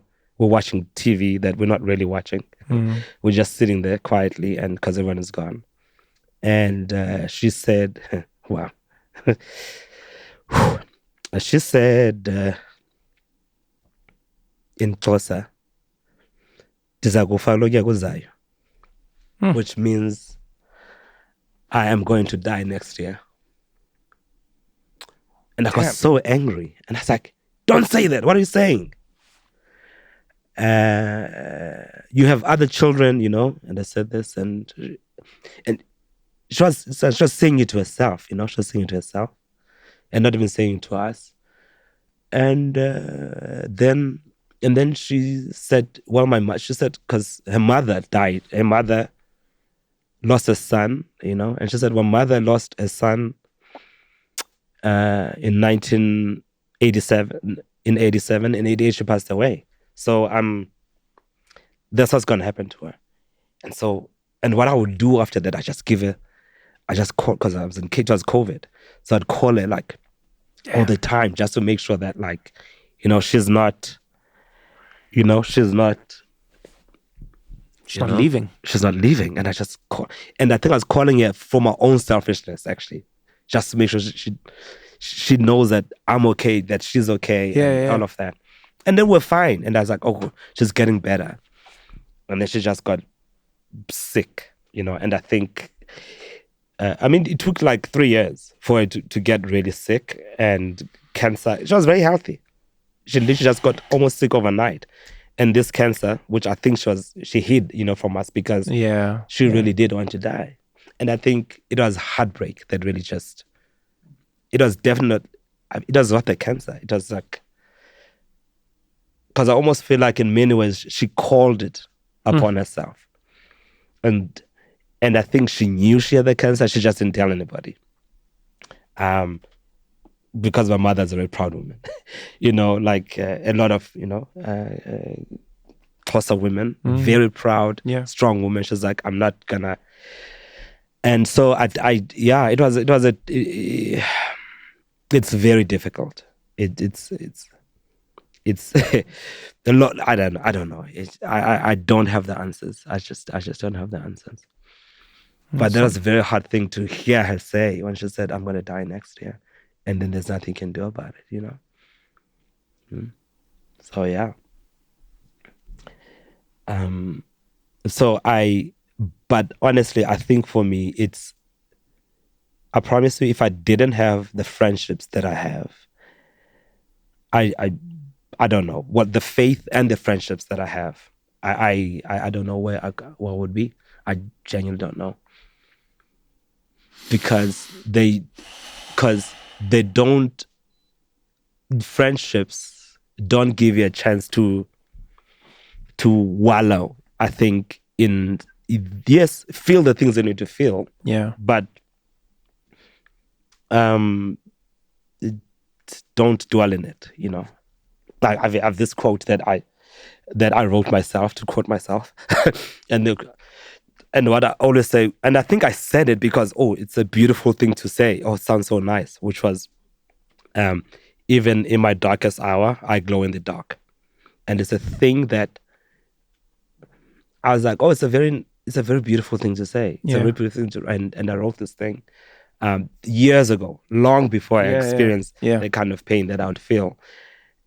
And I think that the glowing in the dark is caused by people around you who love you. So, yeah.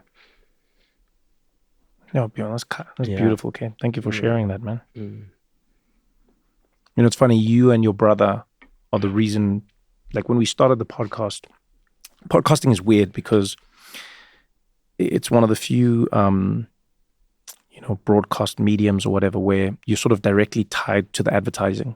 So when you're on the Daily Show, when you're on another TV show, they just play ads in between. In podcasting, the ads are sort of tied to the show in some ways, And so I remember when we launched the podcast, they're explaining the system to me and how it works. They're like, well, people don't pay for the podcast, and so you do advertise. I was like, okay, whatever. And you get the ads that come in. And one of the ads that we used to get on the podcast was sports betting. Get like all sports betting. And there was one day when I was reading like the terms and conditions of the sports betting. And I don't know why you and your brother came into my head. And I said to the team after that, I was like, we can't do these anymore. And they were like, why? And I was like, because it's not real. Do you know what I mean? When they go like, gamble responsibly. That's not a real thing. It's not. Someone might say, oh yeah, but I mean, anything can go. Yeah. But we have to admit there are certain things in life that have a far worse ramification than others. Like you and I, funny enough, in Cape Town, we're talking to a friend from London. I didn't know that she had a gambling addiction. I know. It was a crazy story. So crazy. So the UK has this thing where you can put somebody or put yourself really on a list where you are banned from all gambling. And when you're on that list, they can't take your money. They can't allow you to gamble. They can't. And once you're on the list, I think there's like different phases. You can be on for a year. You can be on for 3 years. You can be on for 10 years or something, maybe even forever. But then you have to call to take yourself off the list. And there's a series of things you have to answer. But the point is, she was telling us the story about gambling. And I was thinking of you again and your brother. And I was just like, the thing about gambling in particular is, on the face of it, gambling is fun and innocuous, right? It's a fun thing. Hey, I bet you this can't happen. I bet you that can't happen. Like you were saying with insurance. Won't catch fire. I bet you your house won't catch fire. I bet you. Yeah. But when people work to make you gamble more than you can and should, I don't know, man. And I feel like this about a few products that we've allowed in society and in the world is we've made it seem like it's all about the individual's responsibility, but we know that there are certain individuals who can't override that because it's been designed to hack that. Yeah. They'll make certain foods addictive, but then we blame people for being addicted to them. But it's like, yeah, but you also made it addictive. Someone will go like, oh yeah, but why did they smoke? It's like, yeah, but that smoking is addictive. And gambling is one of those as well. Like the way they loop people in with parlays and bets and double or nothing and this and get that, and you can get a free, and they always rope you in with free. Hey, come in, start with a free one. Your free bet, start with a free bet. And I remember thinking, I was just like, damn, man. I was like, am I? Because I kept on thinking of like somewhere out there might be some kid, some person who's listening to your podcast, and they go like, oh wow, free bet. I might want to join in. And then you don't know, because you've seen the insidious side of it. It's so funny. It's so funny. I've asked myself this question. I was like, well, what if a betting company came to me and said, hey, influence this? I was like, well, I know I wouldn't do it, right? Right. But at the same, it's so funny. There's another friend of mine. He called me up the one time and he was like, well, this betting company has called him and they want him to influence something, and he's like, he's not going to do it. And I was like, I think you should. I don't think that you should not do it because of what. But then again, it's because he'd met my brother and all of that, so it felt like too close to home. And it's such a. I mean, for example, like, and this is what I think about. So now, because people die in car accidents.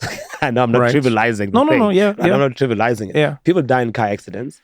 And then there's a car company that's like, okay, great. Or some people take their lives in cars. Yeah. Right? Yeah. So does that mean that one should not then advertise a car? So I hear what you're saying, but it's funny you say that. I've asked myself this question. And I think this is oftentimes how certain products, brands, or services weasel out of a certain type of responsibility. They bring that up as an argument. And they've done well to condition us to think that way. The difference is there's no car manufacturer who is secretly trying to make you die in a car accident. In fact, they're Do you know what I mean? trying to do the opposite. There is no car manufacturer who's going, okay, on the outside, we're going to advertise how safe a Volvo is. But guys, secretly, we're going to make sure the brakes don't work. We're going to make the car go faster than it says on the speedometer. We're going to make sure these people, let's even get them to drive drunk. Let's advertise alcohol in the car while they're driving. They don't do that. So a car accident is an unfortunate byproduct of driving. It can happen. And over time, it is happening less and less and less and less and less because cars have gotten safer and safer and safer and safer and safer, right? The exact opposite is true for gambling. Go and look. I don't care where you live in the world. Guys, gambling is now the thing. Oh, it is. Every sports league has gambling sponsors. It's on the side of the boards. It's on the advertising. It's on the... And again, by the way, I'm not even saying I'm anti-gambling. Please don't get me wrong. Like, I you know me. I hate living in binaries, right? I'm not anti-gambling. But what I find myself allergic and vehemently opposed to most of the time is when we just aren't honest about the restrictions or the limitations or the regulations we're putting on certain things. But then for something like gambling, I go, if we were to find your documents, your real documents that oftentimes get leaked when you go to court, would we find that you are actually trying to get people to gamble responsibly? Is that what we would find? Definitely not. Do you know what I mean? The same way with social media companies. Would we find that you are actively trying to get people to not, become depressed, lose their self-esteem, have a bad self-image? Are you actively, because you say it, hey guys, all social media platforms, hey guys, don't forget to take a break from your screen and go outside. But are you actively trying to do that? Because there's the thing you tell us in public and there's the thing you tell us in private, right? And so I think that's my issue is governments have shown that they are far behind where they need to be in terms of regulating gambling. I'm not going to be a crazy person and be like, no gambling. No, I won't say that. But I'm like, there are some industries that have found a way to get around the regulations that try to keep as many people safe as possible. And the way they've done it is by flipping it and making it a personal responsibility your thing. responsibility. Yeah. Gamble responsibly. Yeah. But no one says to them, no, advertise responsibly. No one says to them, program your apps responsibly. No one says to them, vet your customers responsibly. It's always on you. Gamble responsibly. And when they do that, what they do is they make you as an individual feel like you are responsible for the thing that has happened to you. But in certain industries, we don't. Yeah. There's no airline that can get away with saying like, hey man, choose the one that flies. Because if they crash, we come for them. We investigate the shit out of them. We're like, nah, man, you had 3 crashes. We're going to ground your airline actually. Then they can't be like, no, these passengers, they must pick better, man. Come on, guys. Why did you inspect the plane before you came? Did you pick responsibly? I think there's a real big problem, and gambling is one of them, and the crypto space is another one, whereby your best customer is the one that goes bankrupt on your product. Yes. There's no product that relies on you going bankrupt for their benefit. Yes. With cars, it's not beneficial to a car company for the person to spend all them. You know what I mean? That's not what their bottom line is based on. A lot of these crypto things, and I'll say things because I don't really know them, but an NFT things, Forex, some Forex stuff, and online gambling. Their bottom line is reliant on people going bankrupt. Yes. That's what my problem is. Never thought about that. That's what I mean. My problem is people have been tricked into thinking that all products are the same and all ramifications are equal. They're not. But they're not. Yeah. Because some, to your point, Ryan, have been designed differently. They've been designed to do a different thing to you. So I'll give you a simple example. Imagine if they said, in the same way some countries have gone, you have to provide us with documents before you get a phone number. Like, look at what South Africa did, with like, just going like, hey, we just... we just want to know. You can't just have a phone number. We want to see your passport or your ID, or we want to know who has which phone number. Right? Bank accounts as well. Yeah, bank accounts for certain things. You could do the same with gambling. You could say, okay, fine, gambling services, the responsibility is on you. If you want people to be on your platform, they have to present you with their bank statements, and you are not allowed to allow them to gamble with more than a certain percentage of their income. Yeah, like we do with credit. Exactly. So the National Credit Act I think that's a great that idea. people can only get a certain amount of credit based on what they earn. They do that with credit in America as well. You have a credit act where they say, like they go, hey, what's your credit score? Sorry, you can't buy this thing. So now my question to you is, if we allow that for banks, if we're saying that like a bank cannot give you credit when you don't have a good credit score, why is it such a crazy idea to ask that of a gambling company? Because fundamentally it's the same thing. We're saying you cannot afford to pay back this loan, so we will not give you the loan in the first place. And I know there's many issues with credit scores, and we can talk about that another time, but the underlying concept is still there, and it's sound. Why can't we do the same thing with gambling companies? And my question is, why doesn't the gambling company want that? Because a gambling company would be like, no, but I'm like, no. You guys say you want people to gamble responsibly.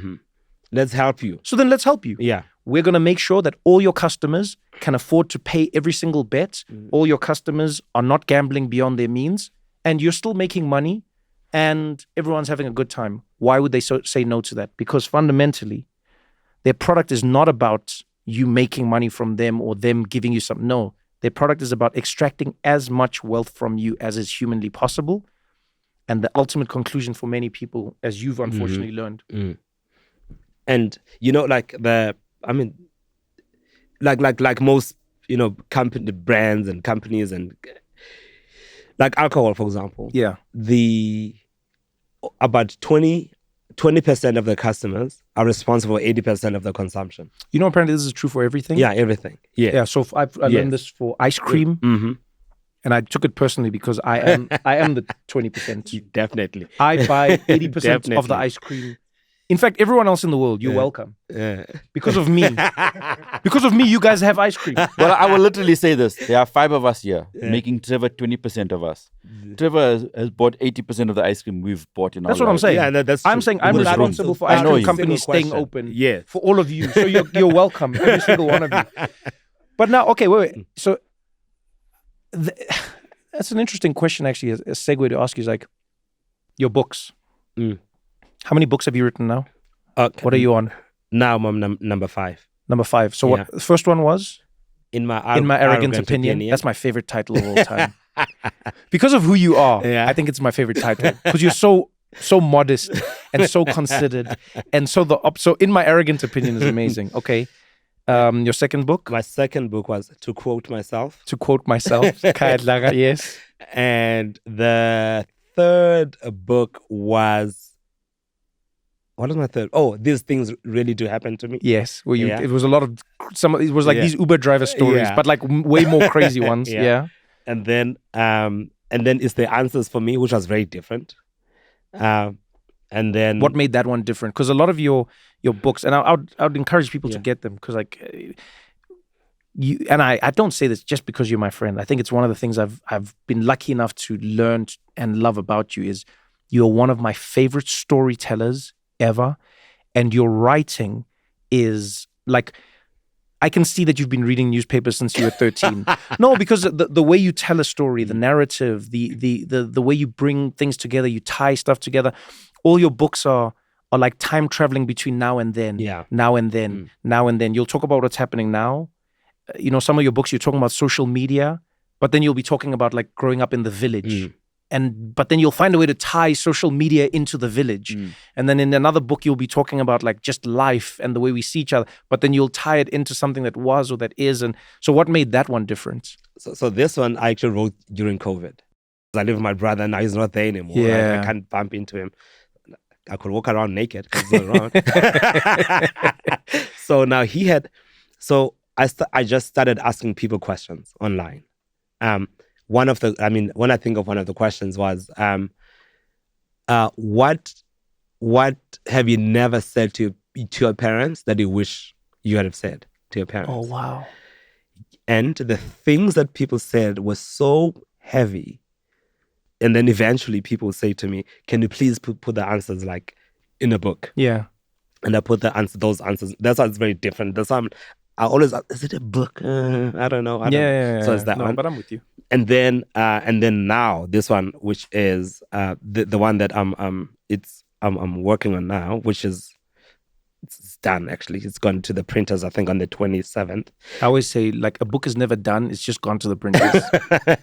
Because I don't know if you've had that. I've had that experience where I just have to give the book in, but forevermore I go, oh, I could have added this. I should have added. Yeah, but that's everyone I know of who's ever written a book says the same thing. Yeah. Okay, so your latest book, which is coming out. Yeah, my latest book, which is coming out now, is called Life is Like That Sometimes.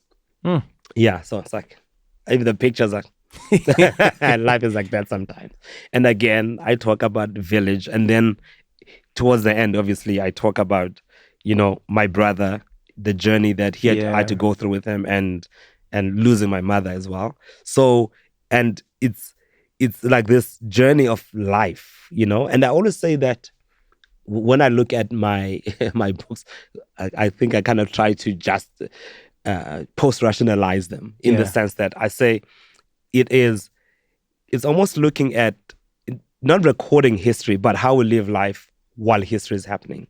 So if for example, if I talk about so in the village, I were to take the bus, would wake up at 4 with my gran, who would then take us to the school and take a bus and da-da-da. If the river was too high, then we have to wait until, so all of those kinds of things. That is a consequence of apartheid, for example. So this is how we lived during apartheid. And then, so what happens when Nelson Mandela comes out of prison? Oh, they open schools to black kids too. Then I go to a school with white people, and people in the township see me wearing a school uniform, this little primary 12-year-old, wearing these clothes that they only see white kids wearing to school. And then they will stop you on the street and be like, can you speak English?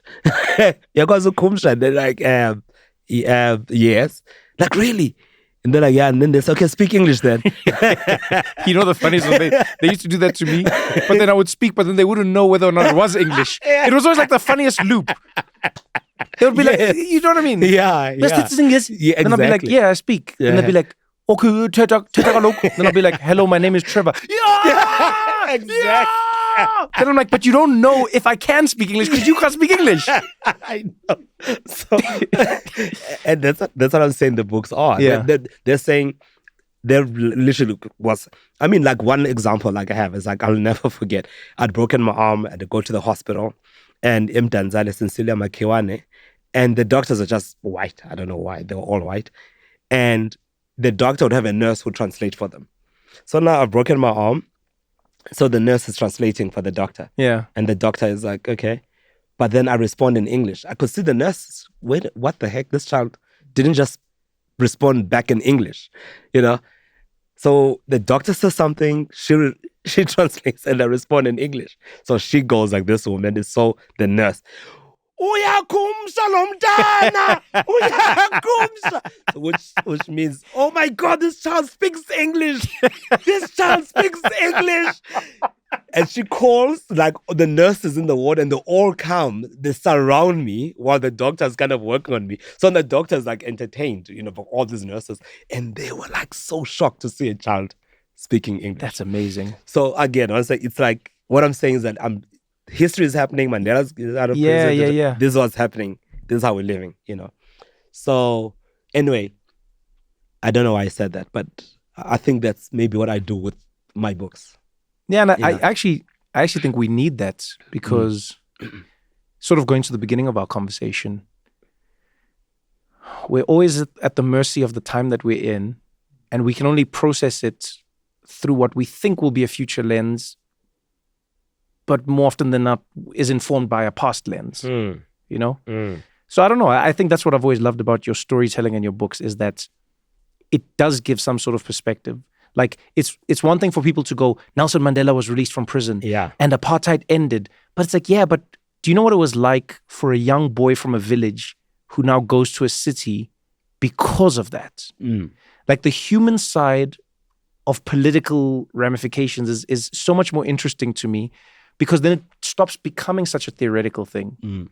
You get what I'm saying? Like I remember a friend of mine who's Palestinian, Mo Amr, great comedian, really funny. But one day he said something to me that really stuck with me. He said, I just wish more people would see stories of Palestinian people so that they would no longer refer to them as just numbers.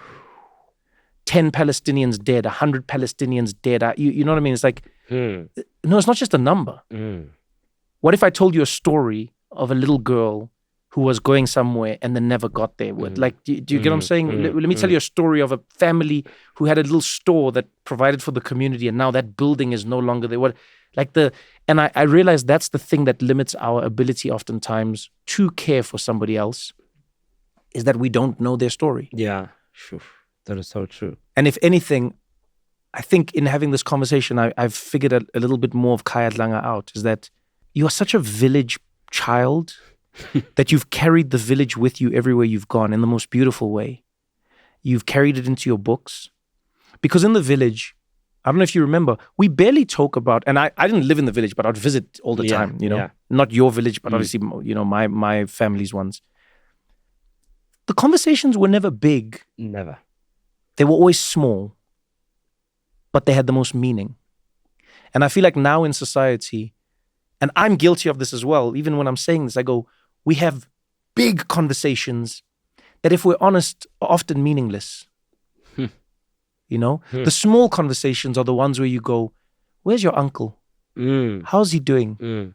Hey man, did you see that the river? Have you seen there's rocks blocking the river? Hey man, have you guys also noticed your mud by the house is, hey man, that's small. Yeah. And yet it's so meaningful. Yeah. You know who's sick, who's healthy, you know who's growing, who's not, you know who's happy, who's sad, you know, and it like connects you to people. There was literally not a single break-in the village. I don't know about you. Like, it was an anomalous. Yeah. It was such a crazy concept that someone would steal something from another person because you knew who you were stealing it from. Yeah. And I think that's what Khaya Dlanga is in many ways. You are an embodiment of a village that over time we are losing in some, you know, for good and bad. But like and I think you've carried that into everything. You carried it into your books. You've carried it into online. You're one of the few people I know online who treats social media like a village. No, and I mean this honestly. Yeah. You talk to people and with people, and it's like very different. You're not even like doing it for likes. Like, you engage with people, and I think you make people feel like you are real and they are real, and you're having conversations with them, and you know that. Whereas most of us engage in social media on a very superfluous level. We post a thing, we want to see if people have liked it, and then we leave it. We walk away. Did you like my picture? Yes. Okay, good. Bye. Did you like my tweet? Yes. Bye. But you are going, hey, here's the thing I said. Then someone says, why? Then you're like, I'll tell you why. Then they go, that's crazy. Then you're like, what about your life? Then they're like, how? You asked me about me. A person with millions of followers doesn't ask people about them. They just tell people about them. But when they come from the village, you know, I think that's what it is, my friend. Thank you for this. This has been thank you. Khaya Dlanga, my village friend. you know, there's a thing that you talked about, the stories that. So in the foreword of my book, or the author's note, there is one subject that kind of prickles me somewhat. Is that in South Africa, the book buying public is white, mostly white, majority white, but they don't buy books by black writers. Oh, which is very interesting. That's really interesting. So now it's almost like, then how do we get to know each other if we don't reading stories about each other? Damn, that's interesting. Because so you're giving your book away to white people? No, they have to buy it because they have more money. In fact, double the price for them. Oh, there comes his father. My father. I see, you are your father's son.